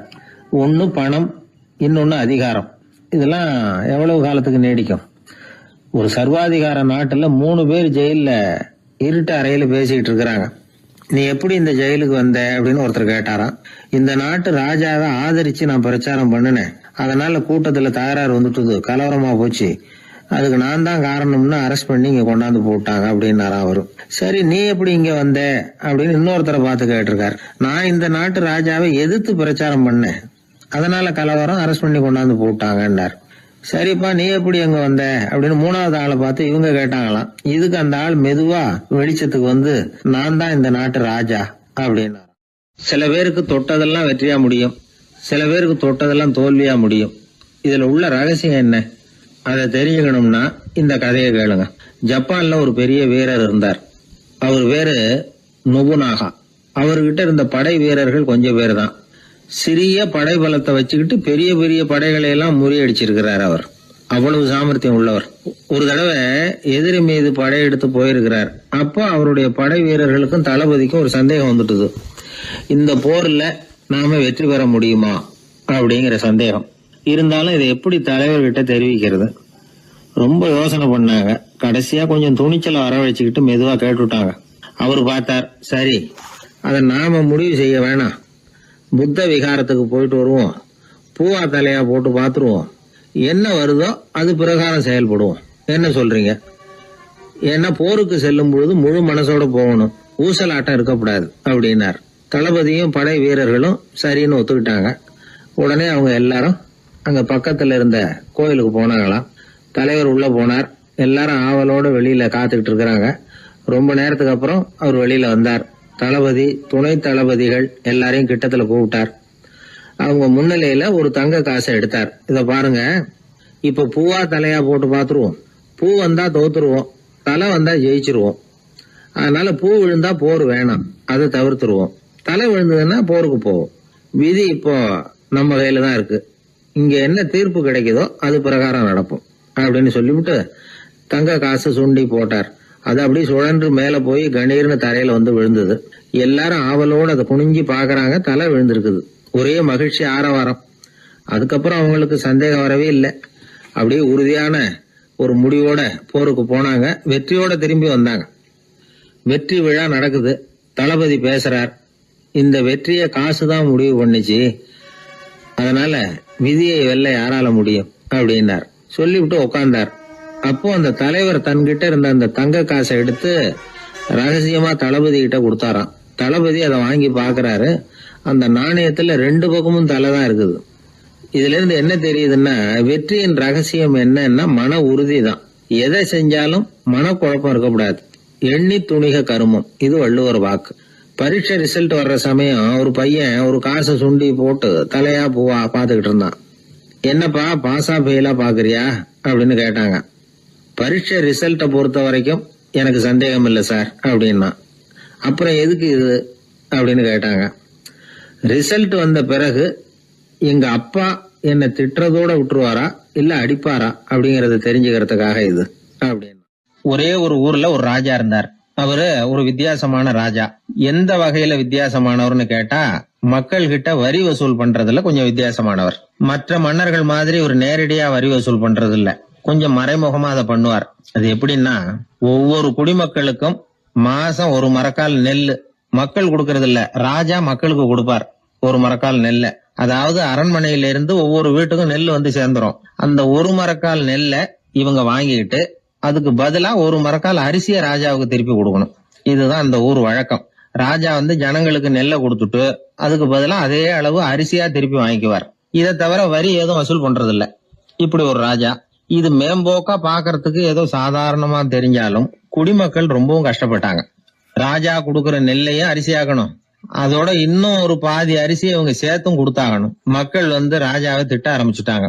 இந்த ராஜா எப்ப சாவார் அப்படின்னு எதிர்பார்க்க ஆரம்பிச்சுட்டாங்க. ஏன்னா ரொம்ப கஷ்டப்படுத்துறாரு அப்படின்னு. பல பேர் அந்த ஊர்ல வீட்டை காலி பண்ணிவிட்டு வெளி தேசத்துக்கு போயிட்டாங்க. இங்க காலம் தள்ளுறது ரொம்ப கஷ்டம்னு. மக்கள் எதிர்பார்த்தது மாதிரியே நடந்தது. அந்த மன்னன் நோய் வந்து படுத்த படுக்கை ஆயிட்டான். ராஜா இப்படி சாக கிடக்குறாருன்னு தெரிஞ்சும் மக்கள் யாருமே வந்து பாக்கல. எப்படி பாப்பாங்க? அவர் தான் எப்போ போவாருன்னு பாத்துக்கிட்டு இருக்கிறாங்களே. என்ன ஏன் யாருமே வந்து பார்க்க மாட்டேங்கிறாங்க நம்ம குடிமக்கள்ல அப்படின்னு மந்திரி கிட்ட கேட்டார் ராஜா. நம்ம ஊர்ல மக்கள் எங்க இருக்காங்க பாக்குறதுக்குன்னாரு அவரு. ஏன் என்னாச்சு அவங்களுக்குன்னு கேட்டார்.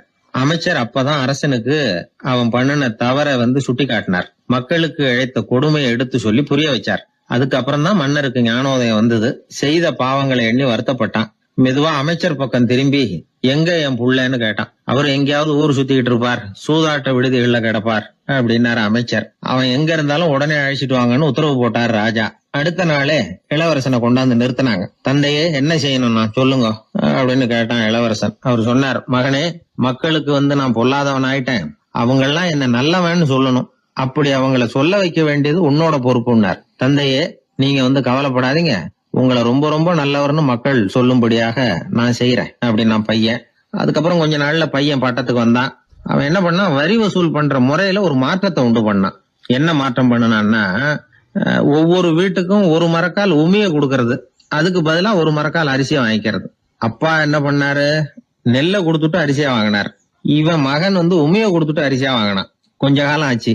ஒரு நாள் மந்திரியை கூப்பிட்டு கேட்டான், அமைச்சரே, நம்ம ஊர் மக்கள் என்ன பேசிக்கிறாங்க அப்படின்னு. உங்க அப்பா ரொம்ப நல்லவன்னு பேசிக்கிறாங்க அப்படின்னாரு அமைச்சர். எப்படி இருக்கு பாருங்க, இவன் பண்ற கொடுமையில அப்பங்காரன் ரொம்ப நல்லவன் ஆயிட்டான். அதாவது இளவரசனை விட பழைய மன்னரே ரொம்ப நல்லவர், ரொம்ப பாதி கஷ்டம் தான் இது முழு கஷ்டம்ங்கிறது மாதிரி ஆயிட்டுது. எப்படியோ அப்பாவுக்கு கொடுத்த வாக்க புள்ள காப்பாத்தி விட்டான். அதாவது மன்னர் ரொம்ப நல்லவர்னு சொல்ல வைக்கிறேன்னு தானே சொன்னான், அதே மாதிரி சொல்ல வச்சுட்டான். இந்த காலத்துல இது மாதிரி அப்பாவுக்கு உதவுற பிள்ளைகள் உண்டு. ஒரு பிள்ளையாண்டான்னு சொன்னான், நான் எங்க அப்பாவுக்கு ரொம்ப ரொம்ப உதவியா இருக்கிறேன் அப்படின்னா. அப்படியா, உங்க அப்பாவுக்கு ரொம்ப உதவியா இருக்கிறியா அப்படின்னா, உங்க அப்பா என்ன செஞ்சுட்டு இருக்காருன்னு கேட்டேன். சும்மாதான் இருக்கிறார் அப்படின்னா அவன். சும்மா இருக்கிறதுக்கு இவன் உதவியா இருக்கிறானா? இப்படி இருக்கிறாங்க. அதாவது நல்லவன் அப்படின்னு பேர் வாங்குறது ரொம்ப கஷ்டம். அத எந்த வகையில வாங்கணும்னு முடிவு பண்றதுதான் முக்கியம். அதனால வாழ்க்கையில நாம மன்னரா இருந்தாலும் சரி, சாதாரண மக்களா இருந்தாலும் சரி, நல்லவன் அப்படிங்கிற பேர் வாங்குறது ரொம்ப முக்கியம். ஒரு சீடன் வெளியூர் புறப்படுறதுக்கு தயாரா இருந்தான். ரொம்ப தூரம் போக போறான். திரும்பி வர நாளாகும். புறப்படுறதுக்கான ஆயத்த வேலைகள்ல ஈடுபட்டு இருந்தான். அந்த சமயம் பார்த்து இன்னொரு சீடன் அவங்கிட்ட வந்தான். நம்ம குரு உன்னை அழைச்சிட்டு வர சொன்னார், வா அப்படின்னு கூப்பிட்டான். இவன் உடனே புறப்பட்டு போனான். குருநாதரை பார்த்தான். அவரு காலில் விழுந்து வணங்கினான். வணங்கிவிட்டு எழுந்திரிச்சான். அவ்வளவுதான். குரு ஏதாவது உபதேசம் பண்ணுவாருன்னு எதிர்பார்த்தான். ஆனா நடந்தது என்ன தெரியுமா? குரு அவனுக்கு ஓங்கி ஒரு அடி கொடுத்தார். எதிர்பாராம இந்த அடியை வாங்கினதும் அந்த சீடன் அதிர்ந்து போயிட்டான். பக்கத்துல இருந்த மற்ற சீடர்களும் திகைச்சு போய் நின்னுட்டாங்க. அடி வாங்கின சீடனுக்கு மனசுக்குள்ள குழப்பம்.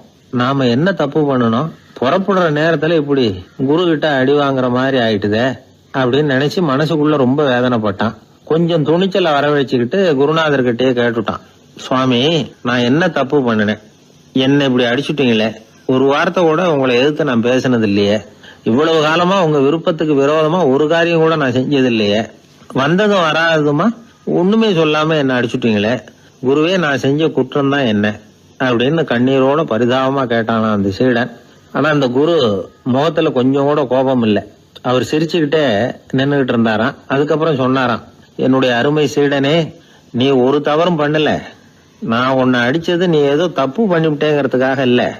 நீண்ட பயணம் போக போறேன், ஞாபகமா ஏதாவது கொடுத்து அனுப்ப வேணாமா? நீ ஞானம் பெற்ற பிறகுதான் திரும்பி வரப்போறேங்கிறது எனக்கு தெரியும். அதுக்கு பிறகு உன்னை அடிக்க முடியுமா? அதனால இப்ப கிடைச்சிருக்கிற இந்த வாய்ப்பை பயன்படுத்திக்கிட்டேன். அப்போதைக்கு இப்பவே அடிச்சுட்டேன், அவ்வளவுதான், வேற ஒண்ணும் இல்லை அப்படின்னாராம். குரு சிரிச்சுக்கிட்டே இப்படி சொல்றார். இருந்தாலும் இதுவும் ஒரு உபதேசம் தான். அதிர்ச்சிகளால விழிப்படைய வைக்கிறதும் ஒரு வழிதான். இது ஜென் வழி. பெரும்பாலும் அதிர்ச்சியின் மூலமாகவே ஞான தரிசனத்தை அருள்கிறவர்கள் தான் ஜென் குருமார்கள். நம்ம தியானம் தான் ஜென். இந்தியாவிலிருந்து சீனாவுக்கு போய் கொஞ்சம் பேர் மாறி வளம் பெற்று ஜப்பான்ல ஜென் ஆகி வளர்ந்துருக்குது, அவ்வளவுதான். ஜென்கிறது தியானம். எதை நினைச்சும் தியானிக்கிறது இல்ல, எல்லாத்திலையும் தியானம் இருக்கிறதா சொல்லுது ஜென்.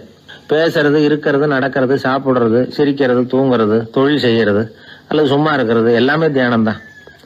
ஜென்கிறது ஒரு சுய தரிசனம், தன்னைத்தானே அடையாளம் கண்டுகொள்கிறது தான் அது. இல்லாத எதையும் தேடி கண்டுபிடிக்கிறது இல்ல. சென் மார்க்கத்தை பத்தி ஓஷோ என்ன சொல்றார் தெரியுமா? காணாமல் போன தன்னுடைய மூக்கு கண்ணாடி தன்னுடைய மூக்கின் மேல் இருப்பதை கண்டுகொள்வது போன்றது சென் அப்படிங்கிறார். நம்மால் ஒருத்தர் இன்னொருத்தர் முகத்தை ரொம்ப நேரமா உத்து பார்த்துக்கிட்டு இருந்தார்.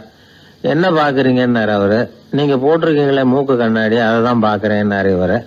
நீங்க அப்படி பாக்குறதுக்கு விசேஷ காரணம் ஏதாவது உண்டான்னு கேட்டார் இவர். உண்டுன்னார். என்னன்னு கேட்டார். நேத்திக்கு காணாம போன என்னோட மூக்கு கண்ணாடி அது அப்படின்னாராம் இவர். ஒரு ஊர்ல ஒரு குரு இருந்தார். ஒரு நாள் அவரை தேடிட்டு ஒருத்தன் வந்தான். உனக்கு என்ன வேணும்னு கேட்டார் குரு. எனக்கு ஞான தெளிவு வேணும், அதுக்கு உங்க உபதேசம் எனக்கு தேவைன்னா. உபதேசம் வேணும்னா அதை பெற்றுக்கொள்ளுகிற அளவுக்கு தகுதி உள்ளவனா உன்னை தயார்படுத்திக்கணுமேன்னார். அதுக்கு நான் என்ன செய்யணும் சொல்லுங்கன்னா, முதல்ல நீ செய்ய வேண்டியது என்னன்னா, உங்ககிட்ட இருக்கிற எல்லா கெட்ட குணங்களையும் விட்டுட்டு 1 வருஷம் கழிச்சு வா, அப்புறம் பார்க்கலான்னார். அவ்வளவுதானே, சரின்னு சொல்லிவிட்டு அவன் போயிட்டான். 1 வருஷம் கழிச்சு வந்தான். அவன் அங்க வந்து சேர்ந்த சமயத்துல அந்த ஆசிரமத்தின் மண் தரைய ஒரு வேலைக்காரன் பெருக்கி சுத்தம் பண்ணிட்டு இருக்கிறான். அந்த மண் தரையிலிருந்து எழுந்த புழுதி அதிகமா இருந்தது. அது காத்துல கலந்தது.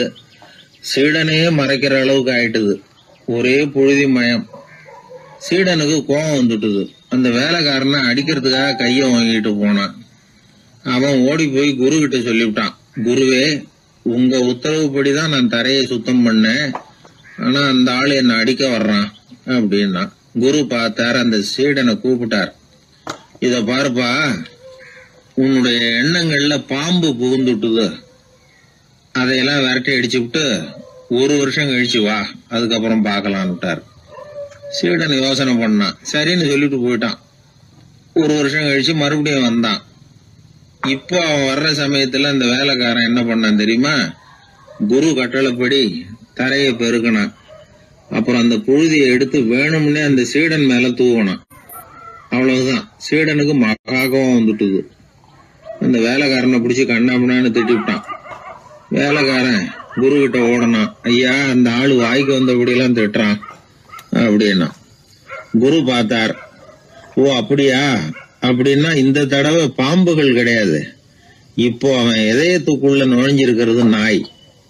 அதை விரட்டி அடிச்சு விட்டு இன்னும் ஒரு வருஷம் கழிச்சு அவனை வர சொல், அப்புறம் பார்க்கலாம் அப்படின்னு சொல்லி அனுப்பி வச்சுட்டார்.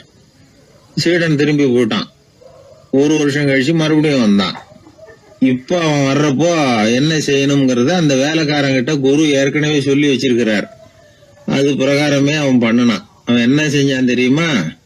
கூட்டி பெருக்கின புழுதியை எல்லாம் ஒரு வாளி தண்ணியில போட்டு நல்லா கலக்கி அந்த சீடன் தலையில ஊத்தினான். இவ்வளவு செஞ்சும் இந்த தடவை அவனுக்கு கோபமே வரல. அதுக்கு பதிலா அவனை பார்த்து நன்றின்னா. எதுக்கு நன்றி தெரியுமா? எதையும் சகிச்சுக்கிட்டு அமைதியா இருக்கும் குணத்தை கற்றுக்கொள்வதற்கு உதவியா இருந்ததுக்காக அந்த வேலைக்காரனுக்கு நன்றி. இத கேள்விப்பட்ட உடனே அந்த குரு ஓடி வந்தார். இவனை கட்டி பிடிச்சுக்கிட்டார். இனிமே நான் உனக்கு உபதேசம் பண்ணலாம், அதுக்கான தகுதி உனக்கு வந்துட்டுதுன்னார். இதுல இருந்து என்ன தெரியுது? ஒருத்தர்கிட்ட உபதேசம் வாங்கணும்னா கூட அதுக்குன்னு ஒரு தகுதி நமக்கு தேவைப்படுது. சகிப்புத்தன்மை ஒவ்வொரு மனிதனுக்கும் தேவைதான். இந்த காலத்துல ஒரு குரு, அவரை தேடி ஒருத்தன் வந்தான். குரு அவனை நிமிர்ந்து பார்த்துட்டு சொன்னார், நீ முதல்ல சகிப்புத்தன்மைய வளர்த்துக்கிட்டு அதுக்கப்புறம் என்கிட்ட வாழ்னார். இவன் அவரை நிமிர்ந்து பார்த்துட்டு சொன்னான், குருவே, நான் உங்ககிட்ட வந்திருக்கிறதே சகிப்புத்தன்மையை வளர்த்துக்கிறதுக்காகத்தானே அப்படின்னு. மனுநீதி சோழன் வரலாறு நமக்கு தெரியும். அது மாதிரி நீதி தவறாத ஆட்சியாளர்கள் பல பேர் இருந்திருக்கிறாங்க இந்த உலகத்துல. ஹசரத் உமர் பின் கத்தாப் அப்படின்னு ஒருத்தர், இஸ்லாத்தின் 2வது கலீஃபா இவர். அவருடைய ஆட்சி காலத்துல நடந்த ஒரு நிகழ்ச்சி. இந்த மன்னருக்கு ஒரு மகன், அவர் பேரு அபு ஷஹ்மா. அந்த மிசர் நாட்டு கவர்னர் அமர் பின் ஆஸ், அந்த மன்னருடைய மகன் கவர்னர் அவர்களுடைய கவனிப்புல இருந்தார். அந்த சமயத்துல ஒரு நாள் அவர் மதுபானா இருந்தனார். கவர்னருக்கு தெரிஞ்சு போச்சு. அவருக்கு தர்ம சங்கடமா போட்டுது. தவறு செஞ்சது மன்னருடைய மகன். கவர்னர் யோசனை பண்ணார். அவர் மெதுவா தன்னுடைய வீட்டுக்கு அழைச்சிட்டு வந்தார். அதிகமா அவரை கஷ்டப்படுத்தாம ஒரு சின்ன தண்டனை கொடுத்து பிரச்சனையை தீர்த்துட்டார். ஏதோ பேருக்கு ஒரு தண்டனை, அவ்வளவுதான். இது நடந்து கொஞ்ச நாள் கழிச்சு மன்னருக்கு இந்த விஷயம் தெரிஞ்சு போச்சு. தன்னுடைய மகன்கிறதுனால கவர்னர் லேசான தண்டனையோட விட்டுட்டார் அப்படிங்கறத புரிஞ்சுக்கிட்டார். உடனே கவர்னருக்கு தகவல் அனுப்பினார். அமர் பின் ஆஸ் அவர்களே, என்னுடைய மகன் மதுபானம் அருந்தி இருக்கிறான். அது உங்களுக்கு தெரிஞ்ச உடனே தண்டனை கொடுத்திருக்கிறீங்க. கலீஃபாவின் மகன்கிற காரணத்தினால குறைவான தண்டனையை கொடுத்ததாக கேள்விப்படுறேன். இது ஷரியத்தின்படி மாபெரும் குற்றம். உங்களுடைய நடத்தையும் மன்னிக்க கூடியதல்ல. இந்த கடிதம் கண்ட உடனே மகன் அபு ஷஹ்மாவை மதீனாவுக்கு அனுப்பி வைக்க வேண்டியது அப்படின்னு கடிதம் எழுதினார். அதை பார்த்தார் கவர்னர். உடனே கலீஃபாவின் மகனை மதீனாவுக்கு அனுப்பி வச்சார். மன்னர் முன்னாடி நீதி விசாரணை நடக்குது. தன்னுடைய மகனுக்கு சவுக்கடி வழங்கும்படியா உத்தரவிடுறார் ஹசரத் உமர் பின் கத்தாப். தண்டனை நிறைவேற்றப்பட்டது. கூடியிருந்தவர்கள்லாம் ஐயா கொஞ்சம் கருணை காட்டுங்க அப்படின்னு சொல்லி மன்னர் கிட்ட வேண்டிக்கிட்டாங்களாம். இந்த வேண்டுகோளை மன்னர் ஏத்துக்கல. நீதியின் முன்னால் தந்தை மகன் அன்பு நேசம் உறவு இந்த முறைகளை எல்லாம் கவனிக்க முடியாது. குற்றம் செஞ்சவர் தண்டிக்கப்பட வேண்டியவர், அவர் யாரா இருந்தாலும் சரி அப்படின்னாராம். எல்லா ஆட்சியாளர்களுமே கவனிக்க வேண்டிய ஒரு செய்தி இது. அவர் ஒரு நாள் தன்னுடைய அரசாங்க கணக்கு வழக்குகளை பார்த்துட்டு இருக்கிறார். அந்த சமயத்துல அவரை பார்க்க ஒரு பெரிய மனிதர் வந்தார். இவர் தன்னுடைய சொந்த வேலை காரணமா வந்திருக்கிறார்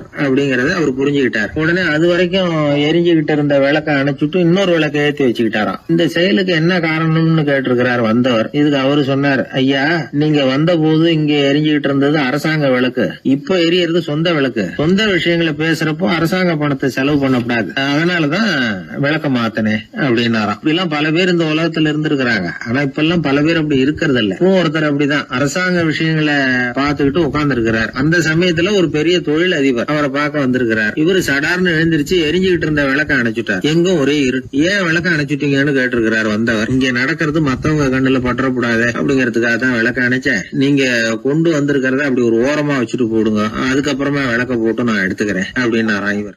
ஒரு குழந்தை அம்மா கிட்ட போச்சு, அம்மா என்ன தூக்கிக்க.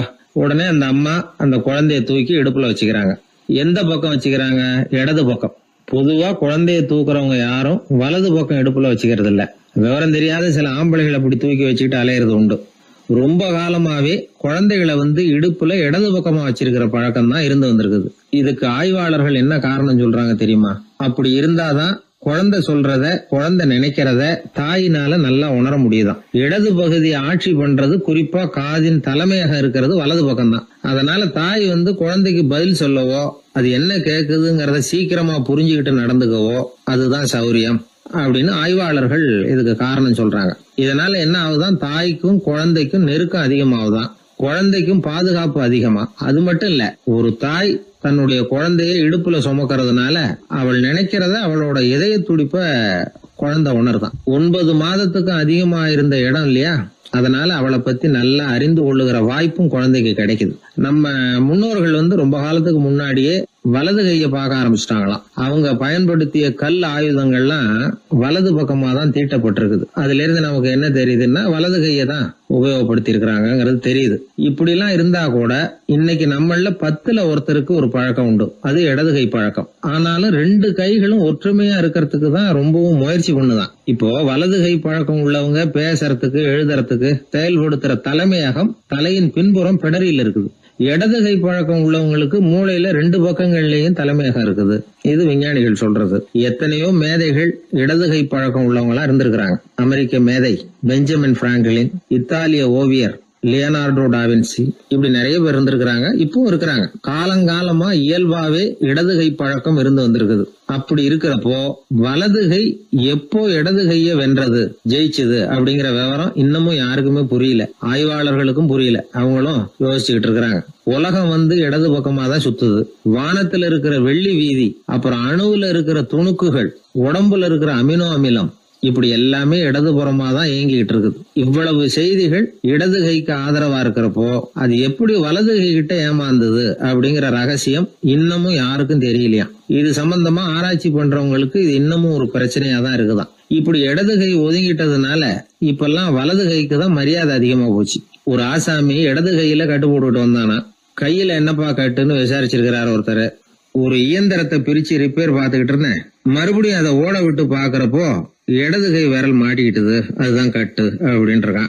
நல்ல வேளை வலது கை மாட்டி இருந்தா உன்னால சாப்பிட கூட கஷ்டமா போயிருக்குமே அவர். இதுக்கு அவன் சொன்னானா, முதல்ல வலது கை தாங்க மாட்டிக்க இருந்தது, நான் தான் உடனே புத்திசாலித்தனமா அதை இழுத்துக்கிட்டு இடது கையை கொடுத்தேன் அப்படின்னு இருக்கான். இவன் எப்பேற்பட்ட புத்திசாலி பாருங்க.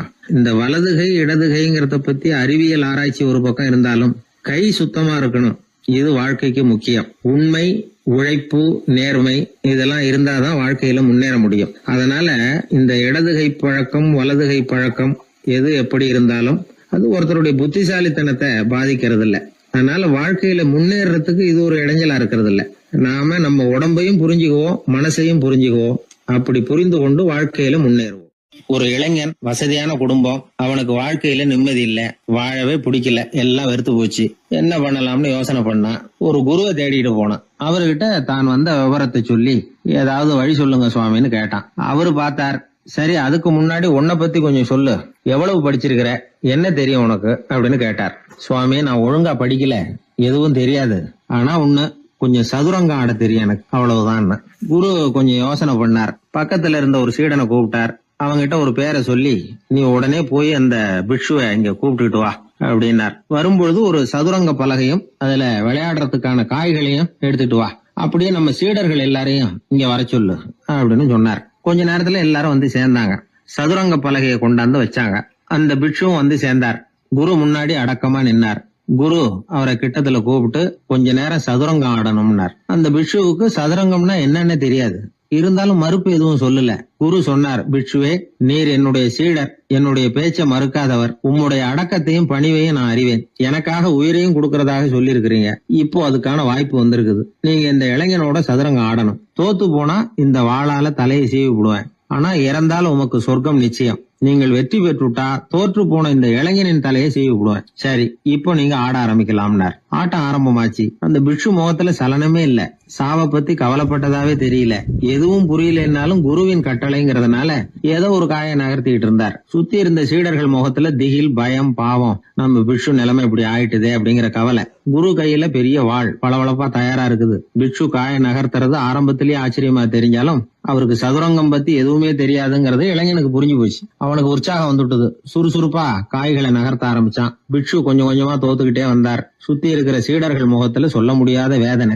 இளைஞன் முகத்துல மகிழ்ச்சி. நிமிர்ந்து பார்த்தான் எதிரில இருந்த பிட்சுவை. அவர் முகத்தை பார்த்ததும் இவனுக்கு ரொம்ப பாவமா இருந்தது. அந்த முகத்துலதான் எவ்வளவு சாந்தம், எவ்வளவு இனிமை, அவர் கண்கள்ல எவ்வளவு கருணை. இவர் சாகத்தான் வேணுமா? இளைஞன் யோசிக்க ஆரம்பிச்சான். நாம இறந்து போனா யாருக்கும் எந்த இழப்பும் இல்ல. வீணாகி போன தன்னுடைய வாழ்வும் சாவும் யாரையும் பாதிக்க போறதில்ல. ஆனா துறவியும் ஞானியுமான கருணை மிக்க இந்த பிட்சு இறந்தா அது எவ்வளவு பெரிய இழப்பு. அதுக்கு நாம காரணமா இருக்கிறதா அப்படின்னு நினைச்சு பார்த்தான் அந்த இளைஞன். உடனே கண்ணாமண்ணான்னு விளையாட ஆரம்பிச்சுட்டான். அதாவது தான் தோத்து போகணுங்கிறதுக்காகவே. ஆட்டத்தை கூர்ந்து கவனிச்சுக்கிட்டு இருந்த குரு திடீர்னு சதுரங்க பலகையை கழுத்து தள்ளினார். காய்கள்லாம் செதறி போட்டுது. எல்லாரும் திகைச்சு போயிட்டாங்க. யாருக்கும் வெற்றி தோல்வி இல்லைன்னு அறிவிக்கிறேன் குரு. தம்பி, உன்னுடைய மன ஒருமைப்பாட்டை கவனிச்சேன். முழுமையா ஆட்டத்துல மூழ்கி போனதையும் பார்த்தேன். கடைசியில உயிர் தியாகம் பண்ண முடிவெடுத்து தாறுமாறா ஆட ஆரம்பிச்சதையும் கவனிச்சேன். வாழ்க்கை என்னங்கிறதும் எந்த வாழ்க்கை பயனுள்ள வாழ்க்கைங்கிறதும் உனக்கு புரிஞ்சுட்டுது. இப்ப இங்க அதை நீ கத்துக்கிட்ட. உன்னுடைய மனம் பக்குவ நிலை அடைஞ்சுட்டுது. தியாகம் உன்னுடைய இதயத்துல குடி வந்துட்டுது. அது எங்க இருந்தாலும் நல்லதுதான். உனக்குள்ள இருந்துதான் அந்த தியாகம் வந்திருக்கு. அதை நீ அடையாளம் கண்டுபிடிச்சுக்கிட்ட. நீ இனிமே கொஞ்ச காலம் இங்கேயே இருந்துட்டு போகலாம். உன்னுடைய வாழ்வு பயனுள்ள வாழ்வா மாறும் அப்படின்னு சொல்லி அந்த குரு ஆசீர்வாதம் பண்ணார். இந்த காலத்திலயும் ஒருத்தர் அது மாதிரி தன்னுடைய வாழ்க்கையை பயனுள்ளதாக ஆக்கிக்கணும்னு ஆசைப்பட்டார். உடனே சதுரங்கம் ஆட ஆரம்பிச்சார். அப்புறம் சீட்டாட ஆரம்பிச்சார். கொஞ்ச நாள் கழிச்சு அவரை பார்த்த நண்பர் ஒருத்தர் கேட்டார், என்னங்க சீட்டாட ஆரம்பிச்ச பிறகு வாழ்க்கை பயனுள்ளதா ஆச்சா அப்படின்னு கேட்டார். ஆச்சுன்னார் அவர். யாருக்கு, உங்களுக்கான்னு கேட்டார். இல்லைங்க, நான் யாரோட ஆடுனோ அவருக்கு வாழ்க்கை பயனுள்ளதா ஆச்சு அப்படின்னு ஒரு விளக்கம் கொடுத்தாராம். அதனால வாழ்க்கைங்கிறது ரொம்ப நுட்பமான ஒன்று. அந்த நுட்பமான வாழ்க்கையை புரிஞ்சுக்கிட்டு அதுக்கப்புறம் அதை பயனுள்ளதாக மாற்றிக்கொள்ள வேண்டியது மனிதர்களுடைய கடமை. விளையாடுறது வழக்கம். மரத்துக்கு அந்த பையன் பேரில் ஒரு பாசம் உண்டாக ஆரம்பிச்சுட்டுது. பையன் அந்த மரத்தில் உள்ள பூக்களை பறிக்கணும், பழங்களை பறிக்கணும்னு ஆசைப்பட்டான். அதுக்காகவே அந்த மரம் தன்னோட கிளைகளை வளைச்சி அவனுக்கு எட்டுற அளவுக்கு தலையை சாய்ச்சி கொடுக்குது. பையன் பூக்களை பறிக்கிறான். மரம் சந்தோஷப்படுது. மரம் அன்பின் அடையாளம். அதனால் அது கொடுக்கறதுல சந்தோஷப்படுது. மனிதன் ஆணவத்தின் அடையாளம். அதனால் இவன் பறிக்கிறதுல சந்தோஷப்படுறான். பையன் வளர்ந்தான். அந்த மரத்தின் மடியிலேயே படுத்து தூங்கினான். பூக்களை பறித்து மலர் கிரீடம் பண்ணி தலையில் சூடிக்கிட்டான். பழங்களை பறித்தான், சாப்பிட்டான். அதை பார்த்து அந்த மரம் சந்தோஷப்பட்டுது. கொஞ்ச நாளாச்சு. பையன் இன்னும் கொஞ்சம் பெரியவனானான். அந்த மரத்து மேலே ஏறி கிளையில் உட்காந்துக்கிட்டு ஊஞ்சல் ஆட ஆரம்பித்தான். அவனுக்கு சௌகரியத்தை கொடுக்கறதுல மரத்துக்கு ஆனந்தம், மரத்துக்கு அசௌகரியத்தை கொடுக்கறதுல அவனுக்கு ஆனந்தம்.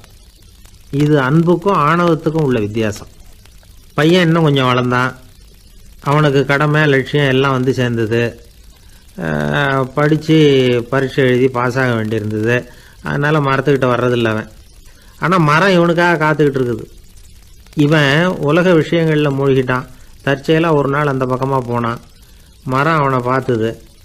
மறந்துட்டியா என்ன, நான் உன்னை பார்க்கணும்னு ஆவலாக காத்துக்கிட்டு இருக்கேனே அப்படின்னுது. இவன் பார்த்தான். நீ என்ன வச்சிருக்கிற, நான் உங்ககிட்ட ஏன் வரணும், உங்ககிட்ட பணம் இருக்குதா சொல்லு, வர்றேன். ஏன்னா நான் இப்போ பணத்தை தான் தேடிக்கிட்டு இருக்கிறேன் அப்படின்னா. உனக்கு பணம் தானே வேணும், என்னுடைய பழங்களை பறிச்சுக்கோ, அதையெல்லாம் விற்பனை பண்ணு, பணம் கிடைக்கும் அப்படின்னு அந்த மரம். உடனே அவன் மரத்தில் ஏறினான். பழங்களை பறித்தான். பழுக்காத காய்களையும் சேர்த்து பறித்தான். தன்னோட கிளை கொம்புகள் உடைஞ்சா கூட அதுக்காக அந்த மரம் கவலைப்படலை, சந்தோஷப்பட்டது. இவன் பழங்களை பொறுக்கிட்டு அந்த மரத்துக்கு ஒரு நன்றி கூட சொல்லாமல் அவன் பாட்டு போட்டான். அதுக்கப்புறம் அந்த பக்கமே திரும்பலை. பணம் சம்பாதிக்கிறதுலேயே குறியாக இருந்தான். மரத்துக்கு மறுபடியும் வருத்தம். அவன் வரலையேன்னு. பல வருஷம் கழித்து அவன் வந்தான். வா மகனே, என்னை வந்து கட்டி பிடிச்சிக்கோன்னுது அந்த மரம். நான் என்ன இன்னமும் சின்ன பிள்ளையா உன்னை வந்து கட்டி பிடிச்சிக்கிறதுக்கு அப்படின்னா அவன். நான் இப்போ ஒரு வீடு கட்ட போகிறேன், அதுக்கு உன்னால் உதவ முடியுமா அப்படின்னா. என்னுடைய கிளைகளை வெட்டிக்கோ அப்படின்னுது மரம். கொஞ்ச நேரத்தில் மரத்தை அப்படியே மொட்டை அடிச்சுட்டான். மறுபடியும் கொஞ்ச காலம் கழிச்சு அந்த மனுஷன் வயசாகி ரொம்ப கிழவனாக போட்டான் அவன். அதுக்கப்புறம் வந்தான். நான் தூர தேசங்களுக்கு போய் பணம் சம்பாதிக்கணும்னு ஆசைப்பட்றேன்.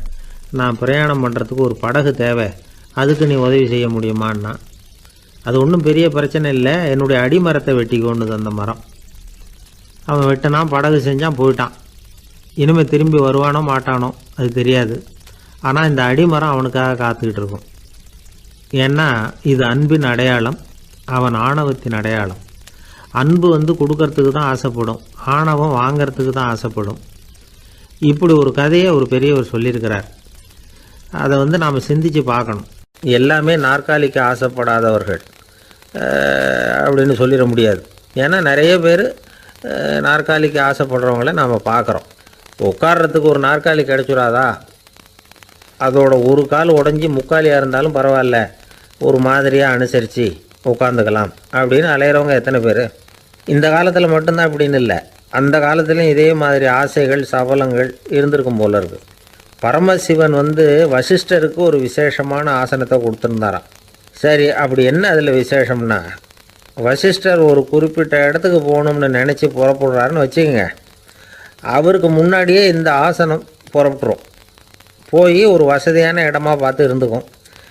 வசிஷ்டர் போவார். அங்கே போனதும் எங்கே உட்காரலாம்ங்கிற இட பிரச்சனையெல்லாம் அவருக்கு ஏற்படுறதில்ல. அதுதான் இவருடைய இருக்கை வந்து அங்கே முன்னாடியே போய் காத்துக்கிட்டு இருக்குதே. நேராக போவார், அதில் உட்காந்துக்குவார். மற்ற முனிவர்கள்லாம் இதை பார்த்தாங்க. அவங்களுக்கு பொறாமையாக இருந்துதான். எல்லோரும் ஒரு இடத்துல கூடி இதை பற்றி பேசியிருக்கிறாங்க. என்ன இது, நாமளும் அவரை மாதிரி தானே இருக்கிறோம், இருந்தாலும் நமக்கும் அது மாதிரி ஒரு ஆசனம் கிடைக்கலையே அப்படின்னு யோசனை பண்ணியிருக்காங்க. சரி, நேராக பரமசிவன்கிட்டே போவோம், இதை பற்றி கேட்போம் அப்படின்னு நினச்சிக்கிட்டு போனாங்களாம். பரமசிவனை பார்த்துருக்குறாங்க. ஐயா, நாங்களும் முனிவர்கள் தானே, வசிஷ்டர் பண்ணுறது மாதிரி நாங்களும் உங்களை குறித்து கடும் தவம் பண்ணிக்கிட்டு தானே இருக்கிறோம். அப்படி இருக்கும்பொழுது அவருக்கு மட்டும் ஏன் இந்த விசேஷ சலுகை அப்படின்னு கேட்டிருக்காங்க. அதுக்கு பரமசிவன் சொன்னாராம், முனிவர்களே, உங்கள் கேள்விக்கு நான் பதில் சொல்கிறேன், ஆனால் அதுக்கு முன்னாடி நீங்கள் ஒரு காரியம் பண்ணணும்னாராம். என்ன செய்யணும் சொல்லுங்கன்னு இருக்காங்க. நீங்கள் ஒவ்வொருத்தரும் தனித்தனியாக போய் உங்களை விட உயர்ந்த ஒருத்தரை தேடி கண்டுபிடிச்சி அவருக்கு அதிதி பூஜை பண்ணி அவரை ஒரு மண்டலத்துக்குள்ளே என்கிட்ட அழைச்சிட்டு வந்துருங்க அப்படின்னாராம். சரின்னு எல்லாரும் புறப்பட்டுருக்காங்க. அவங்க போனதுக்கப்புறம் நந்தி தேவனை அழைச்சி வசிஷ்டரை கூப்பிட்டுக்கிட்டு வர சொன்னாராம். அவர் வந்தார், வணங்கினார். வசிஷ்டரே, இன்னையிலேருந்து ஒரு மண்டலத்துக்குள்ளே உங்களை விட தாழ்ந்தவர் ஒருத்தரை தேடி கண்டுபிடிச்சி அவருக்கு அதிதி பூஜை பண்ணி அவரை என்கிட்ட கூப்பிட்டுட்டு வாங்கன்னு விட்டார். சரின்னு இவரும் புறப்பட்டு போயிட்டார். கொஞ்ச நாள் ஆச்சு. முனிவர்கள்லாம் திரும்பி வந்தாங்க. பரமசிவன் முன்னாடி வந்து நின்னாங்க. ஐயா, எவ்வளவோ தேடி பார்த்துட்டோம், எங்களை விட உயர்ந்தவர்கள் யாருமே கிடைக்கல அப்படின்னாங்களாம். வசிஷ்டரும் வந்து சேர்ந்தார். ஐயா, எவ்வளவோ தேடி பார்த்தேன், என்னை விட தாழ்ந்தவர் யாருமே கிடைக்கல அப்படின்னாராம். அவரே தொடர்ந்து சொன்னார், என்னுடைய மனைவி எனக்கு அடங்கினவ தானே, அவளுக்காவது அதிதி பூஜை பண்ணி அழைச்சிட்டு வந்துடலாமான்னு யோசித்து பார்த்தேன். என்னோட மனசு அதுக்கும் இடம் கொடுக்கல. ஏன்னா அவளோட பதிவிரதத்துக்கு முன்னாடி நாம் ஏமாத்திரம் அப்படின்னு யோசித்து பார்த்தேன். அதனால் அந்த எண்ணத்தையும் கைவிட்டுட்டேன் அப்படின்னு ரொம்ப வருத்தத்தோடு சொன்னாராம். இதை கேட்ட உடனே மற்ற முனிவர்களுக்கு வெக்கமாக போச்சு. இந்த உலகத்தில் நம்மளை விட மேலானவங்க யாருமே இல்லைன்னு நாம் நினச்சோம். வசிஷ்டரோ தன்னை விட தாழ்வானவங்க யாருமே இல்லைன்னு நினைக்கிறார். பரமசிவன் ஏன் அந்த ஆசனத்தை அவருக்கு மட்டும் கொடுத்தார் அப்படிங்கிற கேள்விக்கான பதில் அவங்களுக்கு கிடச்சிட்டு தான். இந்த காலத்தில் நாம் எப்படி நினைக்கிறோம்னா, எல்லாரும் நம்மளை விட மட்டமானவங்கன்னு நினைக்கிறோம். அதனால் நாம் மட்டும் நாற்காலியில் உட்காந்தா போதும் அப்படின்னு நினைக்கிறோம். ஏமாந்து போனவங்க சந்தர்ப்பம் பார்த்து காலை வாரி விட்டுடுறாங்க, கீழே விழுந்து காலை உடச்சிக்கிறோம். அதுதான் இன்றைக்கி நடக்கிறது. ஒரு அம்மா தன்னோட வீட்டுக்காரரை ஒரு மனோதத்துவ டாக்டர்கிட்ட அழைச்சிட்டு போனாங்களாம். என்ன ப்ராப்ளம்னு கேட்டிருக்கார் டாக்டர். எங்கள் வீட்டுக்காரர் அடிக்கடி நாற்காலியில் உட்காந்து காலை உடச்சிக்கிறார் அப்படின்னாங்களாம். அப்படின்னா அந்த நாற்காலியில் தான் ஏதோ கோளாறு அப்படின்னாரான் டாக்டர். அப்படி இருக்க முடியாது டாக்டர் அப்படின்னாங்களாம் அந்த அம்மா. அது எப்படி அவ்வளோ உறுதியாக சொல்கிறீங்கன்னு கேட்டிருக்கார் அந்த டாக்டர். எங்கள் வீட்டில் நாற்காலியே கிடையாது டாக்டர், இவர் இருக்கிறதா நினச்சிக்கிட்டு உட்கார்றார், அதுதான் ப்ராப்ளம். ஒரே ஒரு ஊரில் ஒரு ராஜா இருந்தார், ரொம்ப நல்லவர். ஒரு நாள் அரண்மனையில் விசாரணை நடந்துகிட்டு இருக்குது. அதில் ஒரு வழக்கு. ஒரு விவசாயி வந்து புகார் கொடுக்குறார். என்ன புகார்னா, அவர் வயலில் ஆடுகள் வந்து மேய்ஞ்சி பயிரை அழிச்சுட்டுது. நிறைய உழைச்சி செலவு பண்ணி பயிரை உண்டாக்கி வச்சுருந்தேன், எல்லாம் போயிட்டுது. இனிமேல் நான் என்ன செய்யறது, நீங்கள் தான் சரியான தீர்ப்பு வழங்கணும் அப்படின்னார் அந்த விவசாயி. அந்த ஆடுகளுக்கு சொந்தக்காரர் யாருன்னு கண்டுபிடிச்சி அரண்மனைக்கு அழைச்சிட்டு வாங்கன்னு உத்தரவு போட்டார் ராஜா. சேவகர்கள் போனாங்க, ஆளை கண்டுபிடிச்சாங்க, கூப்பிட்டுக்கிட்டு அரண்மனைக்கு வந்துட்டாங்க.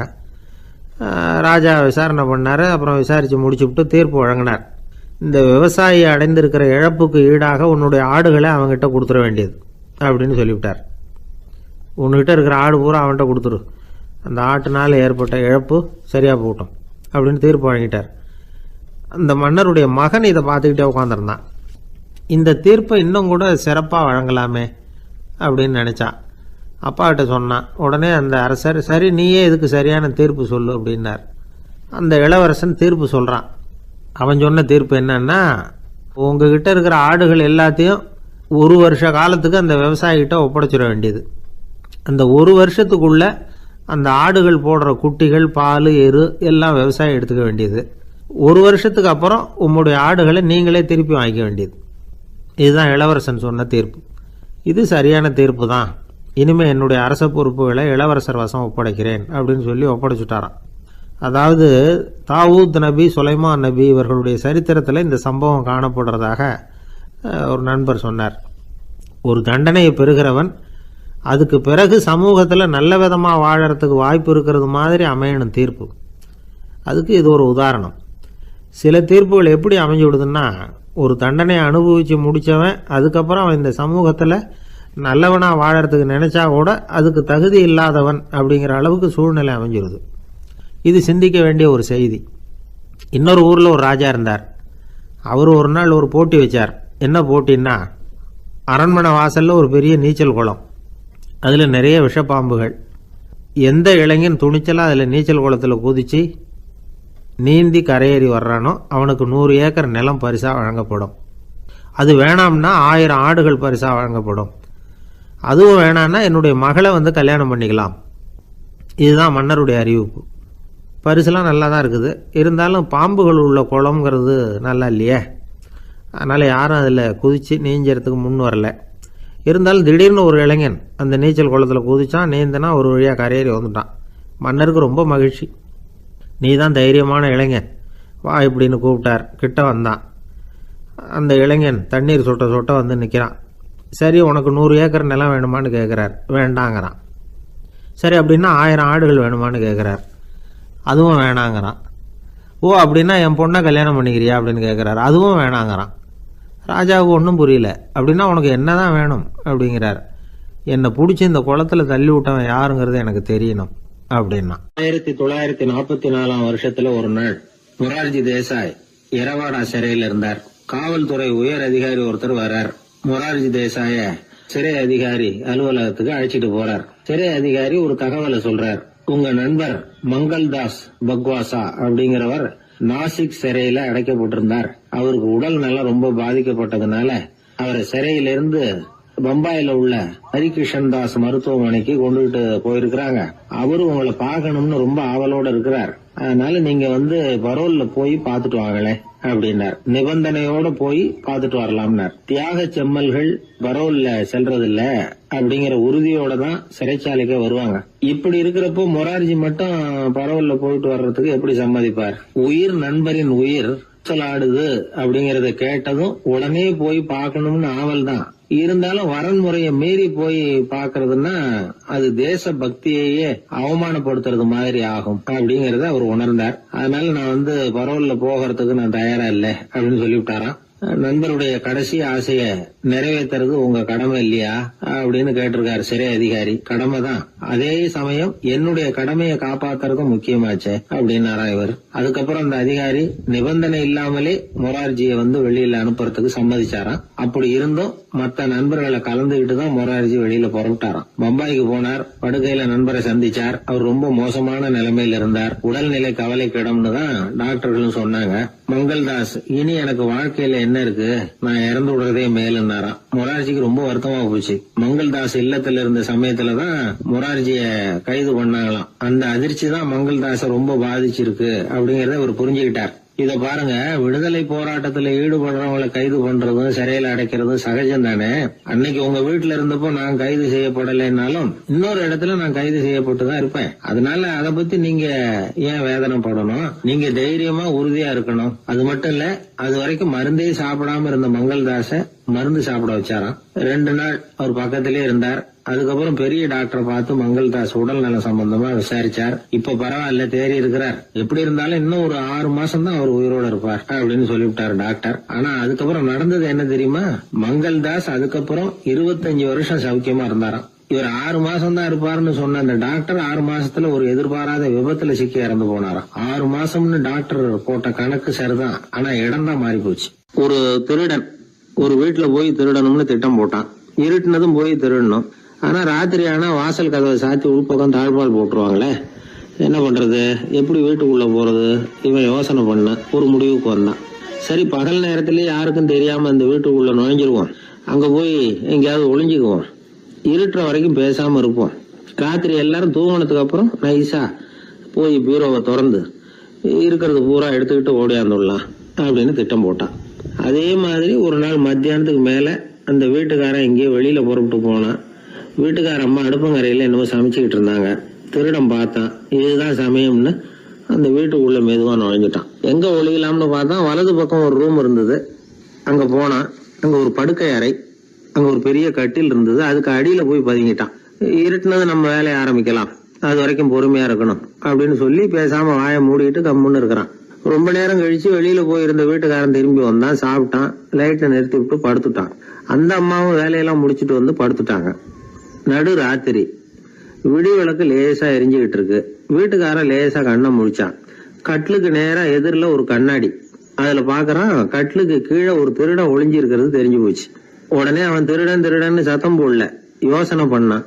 மேஜையில இருக்கிற கத்தி எடுத்து கையில வச்சுக்குவோமா அப்படின்னு யோசனை பண்ணான். இந்த சந்தர்ப்பத்துல கத்தியை உபயோகப்படுத்துறதை விட புத்தியை உபயோகப்படுத்துறது தான் சாமர்த்தியம் அப்படின்னு நினைச்சான். உடனே அது பிரகாரம் செயல்பட ஆரம்பிச்சிட்டான். என்ன பண்ணான் தெரியுமா? எதையும் வெளியில காட்டிக்காம ரொம்ப சர்வசாதாரணமா தன்னுடைய மனைவி கிட்ட பேச ஆரம்பிச்சான். மனைவியும் புத்திசாலி, அதனால அவங்களுக்கு தெரியும். அவங்களும் வீட்டுக்காரர் கேட்ட கேள்விக்கு பொருத்தமா பதில் சொல்ல ஆரம்பிச்சாங்க. இவன் கேட்டான், இந்த பாரு, நமக்கு குழந்தை பிறந்தா அதுக்கு கிருஷ்ணமூர்த்தின்னு தான் பேர் வைக்கணும் அப்படின்னா. அதெல்லாம் முடியாது. ஆம்பளை பிள்ளையா இருந்தா ஏகாம்பரம், பொம்பளை பிள்ளையா இருந்தா பங்கஜவல்லி, இதுதான் அவங்க மாமனார் மாமியார் பேர், அதான் வைக்கணும் அப்படின்னாங்க அந்த அம்மா. அதெல்லாம் முடியாது, நான் முடிவு பண்ணிவிட்டேன் கிருஷ்ணமூர்த்தின்னு கத்தனா அவன். இல்ல ஏகாம்பரம் பங்கஜவல்லின்றது இந்த அம்மா. வாதம் முத்தி போச்சு. கிருஷ்ணமூர்த்தி கிருஷ்ணமூர்த்தி கிருஷ்ணமூர்த்தின்னா அவன். ஏகாம்பரம் பங்கஜவல்லி ஏகாம்பரம் பங்கஜவல்லின்னு இவங்க கத்துறாங்க. ஒரே சத்தமா போச்சு. இத கேட்டதும் பக்கத்து வீட்டுல இருந்தவங்க, எழுத்த வீட்டுல இருந்தவங்க எல்லாம் எழுந்திரிச்சு ஓடி வந்து இவங்க வீட்டு கதவை தட்ட ஆரம்பிச்சுட்டாங்க. தடன்னு. இவன் சாவகாசமா எழுந்திரிச்சு போய் கதவை திறந்தான். என்னங்க, இந்த ராத்திரி வேலையில எங்களை எல்லாம் ஏன் கூப்பிட்டீங்க, யாருக்கு என்னாச்சு அப்படின்னு கேட்டாங்க. கேட்டது யாருன்னா பக்கத்து வீட்டு கிருஷ்ணமூர்த்தி, எழுத்த வீட்டு ஏகாம்பரம் பங்கஜவல்லி எல்லாரும். அடடே, உங்களை கூப்பிடலீங்க, குழந்தைக்கு பேர் வைக்கிறது சம்பந்தமா எங்களுக்குள்ள சண்டை வந்துட்டுது, அதுதான் விஷயம். வேணும்னா இதை கட்டிலுக்கு அடியில ஒளிஞ்சிட்டு இருக்கிறானே ஒருத்தன், அவனை கூட கேட்டு பாருங்க, அவன் தான் இதுக்கு சாட்சி அப்படிங்கிறான் அந்த ஆளு. உடனே எல்லாரும் விஷயத்த புரிஞ்சுக்கிட்டு திருடனை பிடிச்சி போலீஸ்ல ஒப்படைச்சிட்டாங்களாம். நெருக்கடியான நேரங்கள்ல பதறாம புத்திசாலித்தனமா செயல்படணுங்கிறத தெரிஞ்சுக்கிறதுக்காக இந்த கதை. புத்திசாலித்தனமா செயல்படுற ஒரு குடும்ப தலைவி இருக்காங்க. அவங்க என்ன செய்வாங்க தெரியுமா? எல்லாரும் ராத்திரி ஆனா வீட்டை உள்பக்கமா பூட்டி விட்டு தானே படுப்பாங்க. ஆனா அந்த அம்மா என்ன பண்ணுவாங்கன்னா, வீட்டை வெளிப்பக்கமா ஒரு பூட்டு போட்டு பூட்டி விடுவாங்க. எழுத்த வீட்டுக்காரங்க கிட்ட சொல்லி தினமும் இப்படி பூட்டி விட சொல்றது பழக்கம். ஏங்க அப்படி செய்யறீங்க, திருடன் சுலபமா உள்ளே வந்துடக்கூடாதுங்கிறதுக்காகவா அப்படின்னு கேட்டாங்க. இல்லைங்க, சுலபமா வெளியில போயிடக்கூடாதுங்கிறதுக்காக அப்படின்னாங்க. என்னங்க சொல்றீங்க அப்படின்னு கேட்டாங்க. ஆமாங்க, இவருக்கு அந்த பழக்கம் உண்டு அப்படின்னு தன்னுடைய வீட்டுக்காரரை காட்டினாங்க. பக்கத்து வீடுகள் பத்திரமா இருக்கணுங்கிறதுக்காக தன்னுடைய வீட்டை பூட்டி வைக்கிறது ஒரு பெரிய விஷயம் தானே. ஒரு வயதான குரு சாய்வு நாற்காலியில உட்கார்ந்திருந்தார். ஒரு ஆள் அவரை தேடிட்டு வந்தான். வந்து அவர் முன்னாடி நின்னான். ஐயா, நான் உங்களுக்கு சீடனா ஆயிடலாம்னு நினைக்கிறேன் அப்படின்னா. அந்த குரு நிமிந்து பார்த்தார். இத பாருப்பா, அது அவ்வளவு சுலபமான வேலை இல்ல. அப்படியா சொல்றீங்க அப்படின்னா. ஆமா, நீ ஒரு சீடனா ஆகணும்னா உன்னுடைய அகங்காரத்தை எல்லாம் விட்டுடணும், தியானத்துல முழுமையா ஈடுபடணும், இது மாதிரி இன்னும் பல காரியங்களை ஒழுங்கா செய்யணும், ஒரு ஈடுபாட்டோட செய்யணும். அது மட்டும் இல்ல, இதெல்லாம் தொடர்ந்து நீண்ட நாட்களுக்கு செய்ய வேண்டியிருக்கும். அப்படி உன்னால முடியுமா அப்படின்னார். வந்தவன் யோசிக்க ஆரம்பிச்சான். சீடனாகிறதுலேயே இவ்வளவு சிரமம் இருக்குங்கிறது அவனுக்கு தெரியாது. யோசிச்சுக்கிட்டே அந்த குருவை பார்த்தான். அவர் சாய்வு நாற்காலியில் இருந்த நிலைமைய பார்த்தான். சரிங்க சுவாமி, சீடனாகிறது இவ்வளவு கஷ்டம்னா அது வேணாம், அதுக்கு பதிலா உங்களை மாதிரி ஒரு குருவா ஆயிடுறேனே அப்படின்னா. குரு சிரிச்சார். நீ சொல்றது சரிதான், குருவாகிறது சுலபமான வேலைதான் அப்படின்னார். இதை கேட்டதும் அந்த ஆளுக்கு ஏகப்பட்ட சந்தோஷம். கஷ்டப்படாம குருவாயிடலாம் போல இருக்குதே அப்படின்னு கணக்கு போட்டான். பிறகு அந்த குரு சொன்னார், நீ குருவாயிட்டா பல சீடர்களுக்கு தலைவனா ஆகணும், அவங்கள வழி நடத்தி செல்லணும். அது கஷ்டமாச்சே. ஏன்னா பல பேர் கோவப்படுறவங்களா இருப்பாங்க, சில சமயம் சண்டை கூட போட்டுக்குவாங்க, சொல்றத கேட்க மாட்டாங்க, பணிவு இருக்காது. இப்படிப்பட்டவங்களை எல்லாம் சமாளிக்கிறதுங்கிறது ரொம்ப ஆபத்தான விஷயமாச்சேன்னார். என்ன சுவாமி, இப்ப கொஞ்ச நேரத்துக்கு முன்னாடி தானே சொன்னீங்க குருவாகிறது சுலபம்னு அப்படின்னா. ஆமா, அது சரிதான். இப்ப என்னையே பாரு, நான் எவ்வளவு ஓய்வா இருக்கிறேன். ஆனா ஒண்ணு, ஒருத்தன் பல சீடர்களை வழி நடத்தி செல்லணும், அல்லது ஒரு சீடன் ஆயிடணும். இப்படி ரெண்டுல ஒண்ணு ஆனாதான் நல்லது அப்படின்னாரு அவரு. அவன் இப்ப ரொம்ப குழம்பி போயிட்டான். ஏன்னா மாத்தி மாத்தி ஒவ்வொரு விதமா சொல்றாருன்னு. சுவாமி, நீங்க சொல்றத பார்த்தா ரெண்டுமே கஷ்டமான காரியமா தான் தோணுது. என்ன முடிவு எடுக்கிறதுன்னு எனக்கு புரியல. அதனால உங்களுடைய அபிப்பிராயம் என்ன, அதை சொல்லுங்க அப்படின்னு கேட்டான். இப்ப அந்த குரு சொன்னார், நீ பல சீடர்களின் தொல்லைகளுக்கு ஆளாகிறத விட நீயே முதல்ல சீடனாகி தொல்லைப்படுறதுதான் சரியா இருக்கும். ஏன்னா அப்ப நீ உன்னுடைய பிரச்சனையை மட்டும்தான் கவனிக்க வேண்டியிருக்கும். குரு ஆயிட்டீங்கன்னா பல பேருடைய பிரச்சனையில தலையிட வேண்டியிருக்கும் அப்படின்னார்.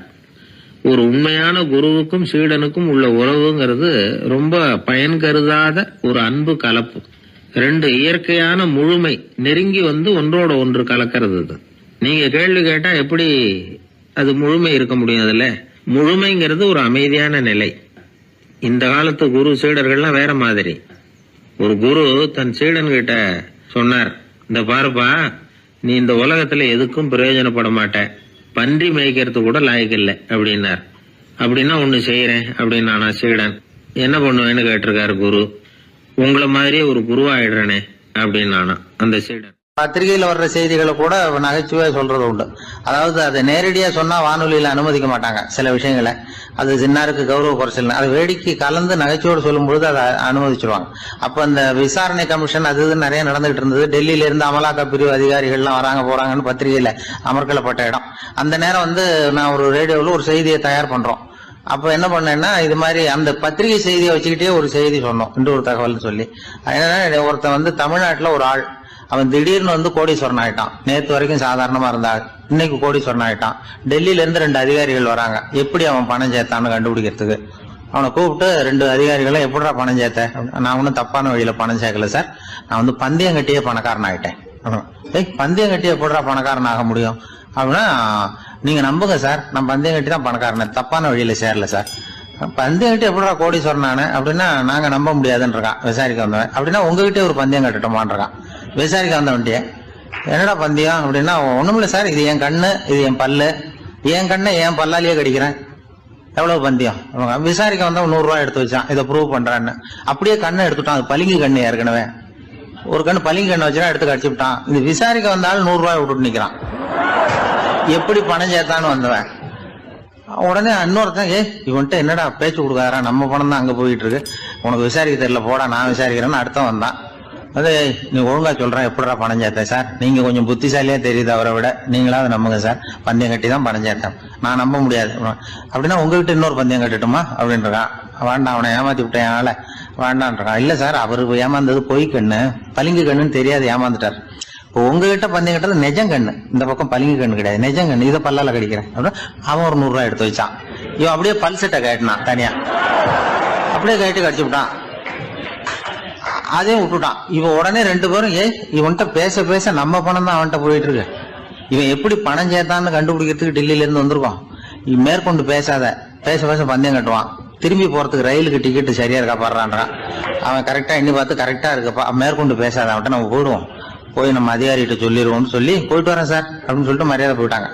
போய் டெல்லியில பெரிய அதிகாரிகிட்ட போய், சார் அவன்கிட்ட வந்து விசாரிச்சு பார்த்தோம் சார், தமிழ்நாட்டுல பந்தயம் கட்டி தான் பணம் சேர்த்தேன்னு சாதிக்கிறான், எங்ககிட்ட ஒரு 200 ரூபாய் வாங்கிட்டான் சார் அப்படின்னு அவருக்கு கோவம் வந்துட்டுது. இந்தியாவுக்கே தலைமை அதிகாரி, இதுக்காகவாடா நீங்க இருக்கீங்க, எத்தனை பேர் இருக்கீங்க உங்களை மாதிரி ஜூனியர் ஆபீசர்ஸ் நம்ம ஆபீஸ்ல இந்தியா பூரா விசாரிக்கிறதுக்கு அப்படின்னா 30 பேர் இருக்கோம் சார்.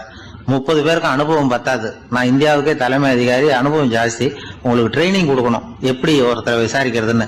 30 பேரும் ஒரு ரூம்ல வந்து உட்காருங்க, ஒரு ஆள் போய் அந்த ஆள் தமிழ்நாட்டுல இருந்து இங்க கூப்பிட்டுட்டு வா, வர்ற வரைக்கும் அவன்கிட்ட பேசாதீங்க, பந்தயம் கட்டுவான், மெதுவா கொண்டு வந்து நிறுத்து அப்படின்னா ஒரு ஆள் வந்து ஸ்பெஷலா கூப்பிட்டு போட்டான். இது மாதிரி மேடையில நிறுத்திவிட்டு ஒரு தலைமை அதிகாரி 30 ஜூனியர் அதிகாரிகள் அவங்களுக்கு பயிற்சி கொடுக்குறார். இவனை பார்த்து, ஏய் ஒழுங்கா சொல்லு, எப்படி பணம் சேர்த்த, நான் இந்தியாவுக்கே தலைமை அதிகாரி, என்கிட்ட உண்மையை ஒத்துக்கிட்டீங்கன்னா உன்னை அப்ரூவர் ஆக்கிடுவேன் அல்லது தண்டனையை குறைப்பேன், அந்த அதிகாரம்லாம் என்கிட்ட உண்டு, ஒழுங்கா சொல்லு அப்படிங்கிறார். அவர், சார் நீங்க இந்தியாவுக்கே தலைமை அதிகாரி, அனுபவம் ஜாஸ்தி, நீங்களாவது நம்புங்க சார், நான் பந்தயம் கட்டி தான் பணம் சேர்த்தேங்கிறான். இங்கேயே வந்து இப்படி சாதிக்கிறேன், உன்னை நம்ப முடியாதரா அப்படின்னா உங்ககிட்ட ஒரு பந்தயம் கட்டுட்டுமா நானா அவர்கிட்ட போய், வானண்டா என் ஆளை ஏமாத்தி விட்டேன் அப்படின்னா, இல்ல சார் அவங்க ஏமாந்தது என் உடம்ப பத்தின ரகசியம், என் கண்ணு பளிங்கு கண்ணுன்னு தெரியாது, நான் பல்செட்டு கட்டியிருந்தது தெரியாது, ஏமாந்துட்டாங்க. இப்ப நான் உங்ககிட்ட கட்டுற பந்தயம் உங்க உடம்ப பத்தின ரகசியம். என் உடம்புல என்னடா ரகசியம், முதுகுல, உங்க முதுகுல 1 ரூபா அகலத்துக்கு கருப்பா ஒரு மச்சம் இருக்கு, உண்டா இல்லையானா, இல்லேன்னு தெரியும் அவருக்கு. இல்லடா நேத்து வரைக்கும் இல்ல சார், இப்ப இருக்குது மச்சம் அப்படின்னு உடனே 100 ரூபாய் எடுத்து வச்சார் அவர் தலைமை அதிகாரி. ஒரு 100 ரூபாய் வச்சு சட்டையை கட்டி காட்டுறாரு, மச்சம் இல்ல, இவன் தோத்துட்டான் இங்கிருந்து போனவன். உடனே 200 ரூபாய் எடுத்து வச்சுக்கிட்டு, தோழர்களே இப்படிதான் ஒருத்தரை விசாரிக்கணும், என்கிட்ட இவன் ஏமாந்துட்டான் பாருங்க, துருவி துருவி விசாரிக்கிறதுன்னு சொல்றாங்களே இதுதான் அப்படின்னு விளக்கம் கொடுத்தாரு. அப்போ இவன் மெதுவா ஆரம்பிச்சானா, சார் இந்த பந்தயத்துல உங்களுக்கு 200 ரூபாய் லாபம், ஆனா இதே பந்தயத்துல எனக்கு 2900 ரூபாய் லாபம் சார் அப்படின்றான். என்னடா பண்ண அப்படின்னு கேட்டிருக்காரு. உங்களுக்கு தெரியாம இந்த 30 பேர்கிட்டையும் தனித்தனியா ஒரு பந்தயம் கட்டியிருக்கேன். 30 பேர்கிட்ட என்னடா பந்தயம் கட்டினேன், ஒண்ணும் இல்ல சார், உங்க எல்லாரும் முன்னாடியும் உங்க மேல் அதிகாரியை சட்டையை கேட்ட வைக்கிறேன், உங்களுக்கு பந்தயம் கட்டினேன், போயிட்டு பூரா எனக்கு 2900 ரூபாய் லாபம். அவரு பார்த்தா அதிர்ச்சி ஆயிட்டாரு தலைமை. சார் நீங்க போங்க சார் அப்படின்னு சொல்லி ஒரு ஆளை கொண்டு போய், சாரை கொண்டு போய் மரியாதையா பக்கத்து ரூம்ல விட்டுவாங்க, இனிமே அவர்கிட்ட யாரும் பேசாதீங்க வாங்கன்னு சொல்லிவிட்டு, அதுக்கப்புறம் தோழர்களே, இவர் பேச ஆரம்பிச்சார், தோழர்களே இனிமே யாரும் தமிழ்நாட்டு பக்கம் விசாரிக்க போகாதீங்க, நீங்க யாராவது போறதுன்னா மத்திய பிரதேசம், உத்தரப்பிரதேசம், இப்படி எத்தனையோ பிரதேசம் இருக்கு, போயிட்டு வாங்க, தமிழ்நாட்டுக்கு மட்டும் போகாதீங்க, ஏன்னா அங்க போனா நம்ம பணத்துக்கு ஆபத்து வந்துருது அப்படின்னு சொன்னாருன்னு இந்த கதையை ரேடியோல சொன்னேன். இந்த கதையை உண்மை சம்பவமா சொன்னா அனுமதிச்சிருக்க மாட்டாங்க. இந்த நகைச்சுவைக்கு உள்ள மரியாதை என்னன்னா, அது ஒரு கதை மாதிரி உண்டு பண்ணி இப்படி சொன்னதும், இதுல என்ன என்னுடைய விசேஷம்னா, இந்த ஸ்கிரிப்ட வாங்கிட்டு வர சொல்லி மந்திரியினுடைய பிஏ வந்தார். ஒரு மந்திரி அப்ப இருந்தவர், அவர் பிஏ அடிக்கடி வருவார், வந்து இந்த போன நேற்று முந்தா நாள் ரேடியோல சொன்ன அந்த இன்னொரு தகவல் காப்பி ஒண்ணு வாங்கிட்டு வா அப்படி இப்படின்னு கூப்பிடுவார், மேடையில பேசுறதுக்கு எங்களுக்கு தேவை, உபயோகப்படும்னு கேட்பார். அவரு இந்த நிகழ்ச்சி வந்தப்போ உடனே அன்னைக்கு வந்துட்டார் அந்த பிஏ. இன்னைக்கு காலையில சொன்னீங்களே சார், மந்திரி கேட்கிறாரு மேடையில பேசுறதுக்கு அப்படின்னு. நான் அப்பதான் ஆச்சரியப்பட்டேன், பாருங்க இந்த நகைச்சுவைக்கு உள்ள மரியாதை. அவரே கேட்கிறார், சொல்லப்பட்டதே அவரை பத்தி தாங்கிறது தெரியாம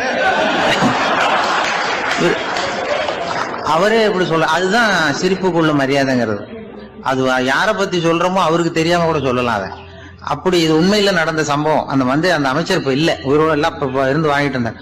கிராமத்துல ஒருத்தன் வந்து தன்னுடைய நகங்களை வெட்டிக்கிட்டு இருந்தான். வெட்டி முடிச்சதும் ஒரு வயசானவர் அவனை பார்த்து, அதையெல்லாம் அடுத்தவன் கண்ணில் படுறது மாதிரி போட்டுறாதப்பா, ஆபத்துன்னார். என்ன ஆபத்துன்னு கேட்டான் இவன்.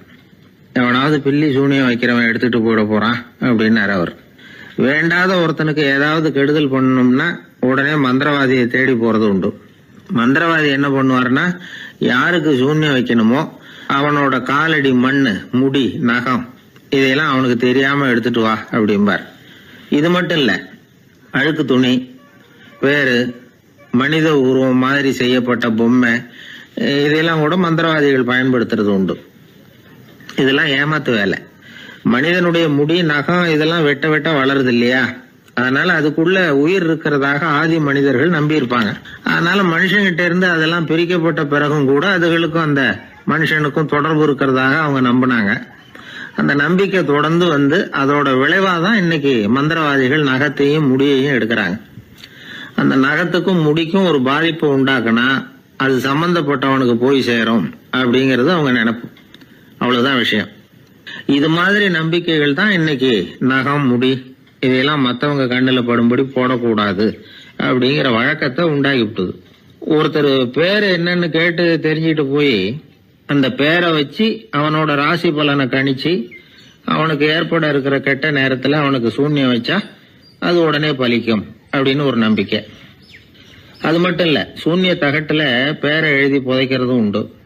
இதனாலதான் பெண்கள் கணவன் பேரை சொல்லாத பழக்கம் ஏற்பட்டுதான். அதாவது பேரை கேட்டுக்கிட்டு போய் ஏதாவது கெடுதல் பண்ணிவிட்டா என்ன பண்றது அப்படிங்கிற பயம். அப்படி ஆரம்பிச்ச பழக்கம்தான் இன்னைக்கு ஏதோ மரியாதைக்காக கணவன் பேரை பிறர் முன்னிலையில சொல்றது இல்லை அப்படிங்கறது மாதிரி ஆயிட்டுது. மந்திரவாதிகள் நம்ம ஊர்ல மட்டும்தான் இருக்கிறாங்கன்னு நினைக்காதீங்க, உலகம் பூரா உண்டு. பிசி தீவில் வாழக்கூடிய மக்கள் என்ன செய்வாங்களாம் தெரியுமா? இது மாதிரி மாந்திரீகம், செய்வன, பில்லி, சூனியம் இதெல்லாம் தங்களை பாதிக்காம இருக்கிறதுக்காக வீட்டை சுத்தி அகழி வெட்டி அதுல தண்ணீரை நிரப்பி வச்சிருவாங்களாம். ஆஸ்திரேலியாவில் இருக்கக்கூடிய பழங்குடி மக்கள் கிட்ட ஒரு பழக்கம், ஏதாவது பழங்கள் சாப்பிட்டா அதோட விதைய தண்ணீர்லயோ அல்லது ஆத்துலயோ போட்டுருவாங்களாம். வெளியில போட்டுட்டா அதை எடுத்து செய்வினைக்கு பயன்படுத்திடுவாங்க அப்படிங்கிற பயம். இது மாதிரி உலகம் பூராவும் செய்வினையின் மூலம் அடுத்தவங்களுக்கு பாதிப்பை உண்டு பண்ண முடியும் அப்படிங்கிற நம்பிக்கை இருக்கத்தான் செய்யுது. பொதுவா எல்லா ஊர்லயுமே நகம், முடி, காலடி மண்ணு, மனித உருவ பொம்மை இததான் மந்திரவாதிகள் பயன்படுத்துறாங்களாம். இந்த பில்லி, சூனியம், செய்வினை இதுல இருக்கிற உண்மை என்ன தெரியுமா? நகமோ முடியோ எதையும் செய்யறது இல்ல, சம்பந்தப்பட்டவனுக்கு ஏற்படுற பயம் இருக்கு பாருங்க, அதுதான் பாதிக்கும். இது மனநிலையை பொறுத்த விஷயம், வேற விஞ்ஞான ரீதியான பாதிப்பு இதுல எதுவும் கிடையாது. நம்ம ஊர்ல ஏற்பட்ட பகுத்தறிவு சிந்தனைகள், மூட நம்பிக்கைகளை எவ்வளவோ குறைச்சிருக்குது. இருந்தாலும் ஏமாந்து போறவங்க இன்னும் இருந்துகிட்டு தான் இருக்கிறாங்க. இந்த காலத்துல சின்ன குழந்தைகளை கூட ஏமாத்துறது கஷ்டம். ஒரு குழந்தை கேட்டுதான், ஏன்பா பிரார்த்தனை பண்ணுனா நமக்கு எல்லாம் கிடைக்குமா அப்படின்னு தான். ஓ கிடைக்குமே அப்படின்னாராம் அப்பா. நீ வச்சிருக்கிறிய பேனா அது கூட கிடைக்குமா அப்படின்னு கேட்டுதான் குழந்தை. ஓ கிடைக்கும் அப்படின்னாராம். அப்படின்னா நீ வச்சிருக்கிற பேனாவை என்கிட்ட கொடுத்துரு, அதுக்கப்புறம் நீ பிரார்த்தனை பண்ணி வேற ஒரு பேனாவை வாங்கிக்கோ அப்படின்னு தான் அந்த சின்ன குழந்தை. ஒரு ராஜா இருந்தார். அவர் ஒரு பெரிய கோயில் கட்டினார். பல ஊர்கள்ல இருந்து சிற்பிகள்லாம் கொண்டுகிட்டு வந்தார். அழகழகா சிற்பங்களை செய்ய சொன்னார். ஊர்ல உள்ள ஜனங்களும் கோயில் கட்டுறதுக்கு அவங்களால முடிஞ்ச உதவியை செஞ்சாங்க. ராத்திரி பகலா வேலை நடக்குது. கோயில் கொஞ்சம் கொஞ்சமா வசந்துகிட்டே வந்துட்டுது. அந்த ஊர்ல ஒரு வயசான அம்மா இருந்தாங்க, ரொம்ப ஏழை. அவங்களுக்கு மனசுக்குள்ள ஒரு உறுத்தல், இந்த ஊர்ல எல்லாரும் இந்த கோவில் கட்டுறதுக்கு அவங்களால முடிஞ்ச உதவியை பண்ணிட்டு இருக்கிறாங்க, நம்மளால ஒன்றும் பண்ண முடியலையே அப்படின்னு நினைச்சு கவலைப்பட்டாங்க. அவங்களுக்கு மனசு கேட்கல, ஏதாவது செய்யணும் நம்மளால முடிஞ்சது அப்படின்னு யோசனை பண்ணாங்க. நல்ல வெயில் நேரத்துல சிற்பிகள்லாம் ரொம்ப சிரமப்பட்டு சிலை வடிச்சுக்கிட்டு இருக்கிறாங்கல்ல, அவங்களுக்கு அந்த நேரம் தாகம் எடுக்குமே, அதனால சிரமப்பட்டு ஒரு குடத்துல தண்ணி எடுத்துக்கிட்டு அதை இடுப்புல வச்சுக்கிட்டு மெதுவா கொண்டுகிட்டு அங்க போறது அப்படின்னு முடிவு பண்ணிட்டு அந்த அம்மா போச்சு. அங்க போய் வேலை செய்யறவங்களுக்கு தாகம் எடுக்கிறப்போலாம் ஒரு கோவலையில தண்ணியை எடுத்து கொடுத்துக்கிட்டு இருக்கிறது. இப்படியே பண்ண ஆரம்பிச்சுட்டு அந்த அம்மா. ஏதோ அந்த அம்மாவால முடிஞ்ச ஒரு சின்ன உதவி அது. இப்படி கொஞ்சம் கொஞ்சமா வேலை நடந்தது. கோபுரம் வசந்தது, எல்லா வேலையும் முடிஞ்சது. இனிமே கடைசியா கற்ப கிரகத்தின் மேல விமானம் அமைக்க வேண்டியதுதான் பாக்கி. அந்த வேலையும் ஆரம்பமாச்சு. அந்த சிற்பிகள்லயே அனுபவசாலியான ஒருத்தர் இந்த அம்மாவை தேடிட்டு வந்தார். பாட்டி, உங்ககிட்ட இருக்கிற ஏதாவது ஒரு பொருளை கொடுங்க, அந்த விமானத்துல வைக்கலாம் அப்படின்னு நாங்க நினைக்கிறோம் அப்படின்னார். இந்த அம்மாவுக்கு ஒன்றும் புரியல. ஏதாவது இருந்தாவில கொடுக்கலாம், எதுவும் இல்லையே, என்ன பண்றது யோசனை பண்ணாங்க. இத பாருப்பா, என்கிட்ட என்ன இருக்கு, இந்த வாசப்படியில கிடக்குது, இந்த கல்லு தான் இருக்குது, வேணும்னா இத எடுத்துட்டு போங்க அப்படின்னாங்க. உடனே அந்த கல்லை பேத்து எடுத்துட்டு போயிட்டாங்க அவங்க. அங்க போய் பார்த்தா என்ன ஆச்சரியம், அந்த விமானத்து உச்சியில கலசங்களை அமைக்கிறதுக்கான பிரம்ம எந்திரத்தை மூடுற கருங்கல் ஒண்ணு தேவையா இருந்தது. இவங்க எடுத்துட்டு போன கல்லு அதுக்கு ரொம்ப பொருத்தமா அமைஞ்சு போச்சு. ஏதோ அதுக்காகவே அளவெடுத்து செஞ்சது மாதிரி அமைஞ்சுட்டுது. அந்த கல்லையே அங்க அப்படியே பதிச்சுட்டாங்க. ஒரு வழியா கோவிலை கட்டி முடிச்சாங்க. அடுத்தது கும்பாபிஷேகம், அதுவும் ரொம்ப சிறப்பா கோலாகலமா நடந்து முடிஞ்சது. இவ்வளவையும் பார்த்த அந்த ராஜாவுக்கு மனசுக்குள்ள ரொம்ப பெருமையா இருந்தது. இவ்வளவு பெருசா இந்த கோவில் உருவாகிறதுக்கும் இவ்வளவு சிறப்பா இந்த விழா நடக்கிறதுக்கும் நாம தானே காரணம் அப்படின்னு மனசுக்குள்ள நினைச்சுக்கிட்டார். இப்படி நினைச்சுக்கிட்டே அன்னைக்கு ராத்திரி அரண்மனையில படுத்து தூங்கினார். உடனே ஒரு கனவு. ஆண்டவனே அந்த ராஜாவோட கனவுல வந்தார். ராஜா ஆண்டவனை வணங்கினார். இறைவா, உங்களுக்காக நான் கட்டியிருக்கிற கோவில் எப்படி இருக்குது, நல்லா இருக்குதா அப்படின்னு கேட்டார் ராஜா. அதுக்கு இறைவன் சொன்ன பதில் என்ன தெரியுமா? நீ கட்டின கோவில்ல அந்த கிழவியோட நிழல்ல நான் சுகமா இருக்கிறேன் அப்படின்னாராம். இப்படி சொல்லிவிட்டு கடவுள் மறைஞ்சுட்டார். கனவு கலைஞ்சுது. ராஜா விசாரிச்சார், யார் அந்த கிழவி அப்படின்னு. எல்லாரும் விவரத்தை சொன்னாங்க. அப்பதான் ராஜா நினைச்சு பார்த்தார், இந்த கோவிலை நானே கட்டினதாக ரொம்ப பெருமைப்பட்டுக்கிட்டேன். ஆனா அந்த வயசான அம்மா வீட்டு வாசல்ல கிடந்த கல்லு அது இறைவனுக்கு சுகமான நிழல் கொடுக்கறதாக சொல்றாரு அப்படிங்கறத எண்ணி பார்த்தார். நான்கிற எண்ணம் நழுவி போயிட்டுதான். கோபுரம் எவ்வளவு பெருசுங்கிறது முக்கியம் இல்ல, குணம் எவ்வளவு பெருசுங்கிறது தான் முக்கியம். அந்த வயசான அம்மா நம்ம நாட்டுல வாழறது தான் நமக்கு உண்மையான பெருமை அப்படின்னு நினைச்சாராம் ராஜா. இந்த காலத்திலயும் ஒரு ஊர்ல ஒரு கோவில் கட்டினாங்க. எல்லா ஜனங்களும் அவங்களால முடிஞ்சதை செஞ்சாங்க. நம்மால ஒருத்தன் அந்த திருப்பணி குழு தலைவரை போய் பார்த்தான். நான் ஏதாவது ஒத்துழைக்கணுமா ஐயா அப்படின்னு ரொம்ப பணிவா கேட்டான். திருப்பணி குழு தலைவர் சொன்னார், இத பாருப்பா, இந்த கோவில் கட்டி முடிக்கிற வரைக்கும் உன்னுடைய ஒத்துழைப்பு எதுவும் தேவையில்லை. கட்டி முடிச்சு கும்பாபிஷேகம் ஆனதுக்கு அப்புறம் தான் உன்னுடைய ஒத்துழைப்பு ரொம்ப அவசியம் அப்படின்னார். அதுக்கப்புறம் நான் என்ன செய்யணும் சொல்லுங்கன்னா, இவன் இந்த சாமி சிலையை நீ திருடிட்டு போகாம இருக்கணும், அவ்வளவுதான் அப்படின்னாராம் அவர். என்னுடைய நண்பர் ஒருத்தர், அவர் விரல்ல நகமே இருக்காது. என்ன காரணம்னு நினைக்கிறீங்க? எல்லாத்தையும் அவரே கடிச்சு துப்பிடுவார். அப்படி ஒரு பழக்கம். சின்ன குழந்தைகள் நகம் கடிக்குது, விரல் சூப்புது. இதுக்கு என்ன காரணம் தெரியுமா? குழந்தைகள் மனசுல ஏற்படக்கூடிய ஒருவித பாதுகாப்பின்மை, இன்செக்யூரிட்டி, அல்லது தான் சரியா கவனிக்கப்படல அப்படிங்கிற எண்ணத்தோட வெளிப்பாடு தான் அது அப்படிங்கிறாங்க டாக்டர்கள். சில இடங்கள்ல 2வது குழந்தை பிறந்த உடனே பெரியவர்கள் கவனம் முதல் குழந்தைகிட்ட இருந்து கொஞ்சம் விலகி 2வது குழந்தைகிட்ட போயிடும். அந்த சமயத்துல முதல் குழந்தைக்கு இந்த பழக்கம் ஏற்படுறதுக்கு வாய்ப்பு உண்டாம். சில குடும்பங்கள்ல கணவன் மனைவி 2 பேருமே வேலைக்கு போறவங்களா இருப்பாங்க. குழந்தை ரொம்ப நேரத்துக்கு பெத்தவங்களை பிரிஞ்சு இருக்க வேண்டிய சூழ்நிலை இருக்கும். குழந்தை ஒரு பாதுகாப்பின்மையை உணர ஆரம்பிக்கும். இந்த பழக்கம் வந்துடும். அதனால ஒரு குழந்தைக்கு தான் ஒதுக்கப்படுறோம் அப்படிங்கிற நினைப்பு வராம பாத்துக்கணும். வளர்ந்த குழந்தைகளும் நகம் கடிக்கும். வயசானவங்க கிட்டையும் இந்த பழக்கம் இருக்கும். இது ஒரு மனச்சிதைவின் வெளிப்பாடு அப்படிங்கிறாங்க மனநல நிபுணர்கள். அம்மா அப்பா திட்டினாலும் சரி, அல்லது ஆசிரியர் திட்டினாலும் சரி, இந்த பழக்கம் வந்துடும். நாம தவறு பண்ணிட்டோம் அப்படிங்கிற நினைப்பு வர்ற சமயம் நகம் கடிக்க ஆரம்பிச்சிருவோம். ஏதோ ஒண்ணு அடையணும் அப்படின்னு நினைக்கிறோம், அதை அடைய முடியல. இப்படி ஒரு ஏக்கம் வர்ற சமயத்திலேயும் சில பேர் நகத்தை கடிக்க ஆரம்பிச்சிருவாங்க. ஒரு பெரிய அதிகாரி, தனியார் நிறுவனத்துல வேலை பார்க்கறவரு, அவரு டென்ஷன் ஆயிட்டாருன்னா உடனே அறைக்கு அதை சாத்தி விடுவாங்களாம். அவரே சாத்திக்குவாராம். அப்படி சாத்திக்கிட்டு உள்ள எதையாவது வெறிச்சு பார்த்துக்கிட்டே நகத்தை கடிக்க ஆரம்பிச்சிருவாராம். இந்த பழக்கம் உலகம் பூரா உண்டு. நகம் கடிக்கிறவங்களை அந்த பழக்கத்திலிருந்து மீட்கிறதுக்கு என்ன வழி அப்படின்னு லண்டன்ல உள்ள அழகியல் நிறுவன நிபுணர்கள் யோசனை பண்ணி பார்த்துருக்குறாங்க. சில ஆய்வுகள் பண்ணி பார்த்தாங்களாம். அவங்க என்ன பண்ணாங்க தெரியுமா? நகம் கடிக்கிற பழக்கம் உள்ளவங்களையெல்லாம் தேடி பிடிச்சாங்க. அவங்களையெல்லாம் 3 பிரிவா பிரிச்சுக்கிட்டாங்க. ஒரு பிரிவு கிட்ட என்ன சொன்னாங்கன்னா, உங்களுக்கு நகத்தை கடிக்கணுங்கிற நினைப்பு வர்றப்போலாம் டைரி எழுத ஆரம்பிச்சிருங்க அப்படின்னாங்களாம். இன்னொரு பிரிவு கிட்ட, உங்களுக்கு அந்த நினைப்பு வர்றப்போலாம் உங்க நகத்துக்கு வண்ணம் பூச ஆரம்பிச்சிருங்க, அழகுபடுத்த ஆரம்பிச்சிருங்க, நெயில் பாலிஷ் போடுறாங்களே அது மாதிரி. அப்படி ஒரு யோசனை சொல்லியிருக்காங்க. 3வது குழுவினர்கிட்ட, உங்களுக்கு நகத்தை கடிக்கணுங்கிற எண்ணம் வர்றப்போலாம் விரல்களை இறுக்கமா மூடி வச்சுக்கிட்டு வேற விஷயங்கள்ல கவனம் செலுத்துங்க அப்படின்னு சொன்னாங்களாம். இப்படி 3 வித முயற்சி பண்ணி பார்த்ததுல கடைசியா அவங்க என்ன கண்டுபிடிச்சாங்க தெரியுமா? 3வது குழு செஞ்சதுல நல்ல பலன் கிடைச்சதாம். அதாவது நகம் தெரியாதபடிக்கு விரலை இறுக மூடிக்கிட்டு வச்சுக்கிட்டோம்னா அந்த பழக்கம் மாறுதான்.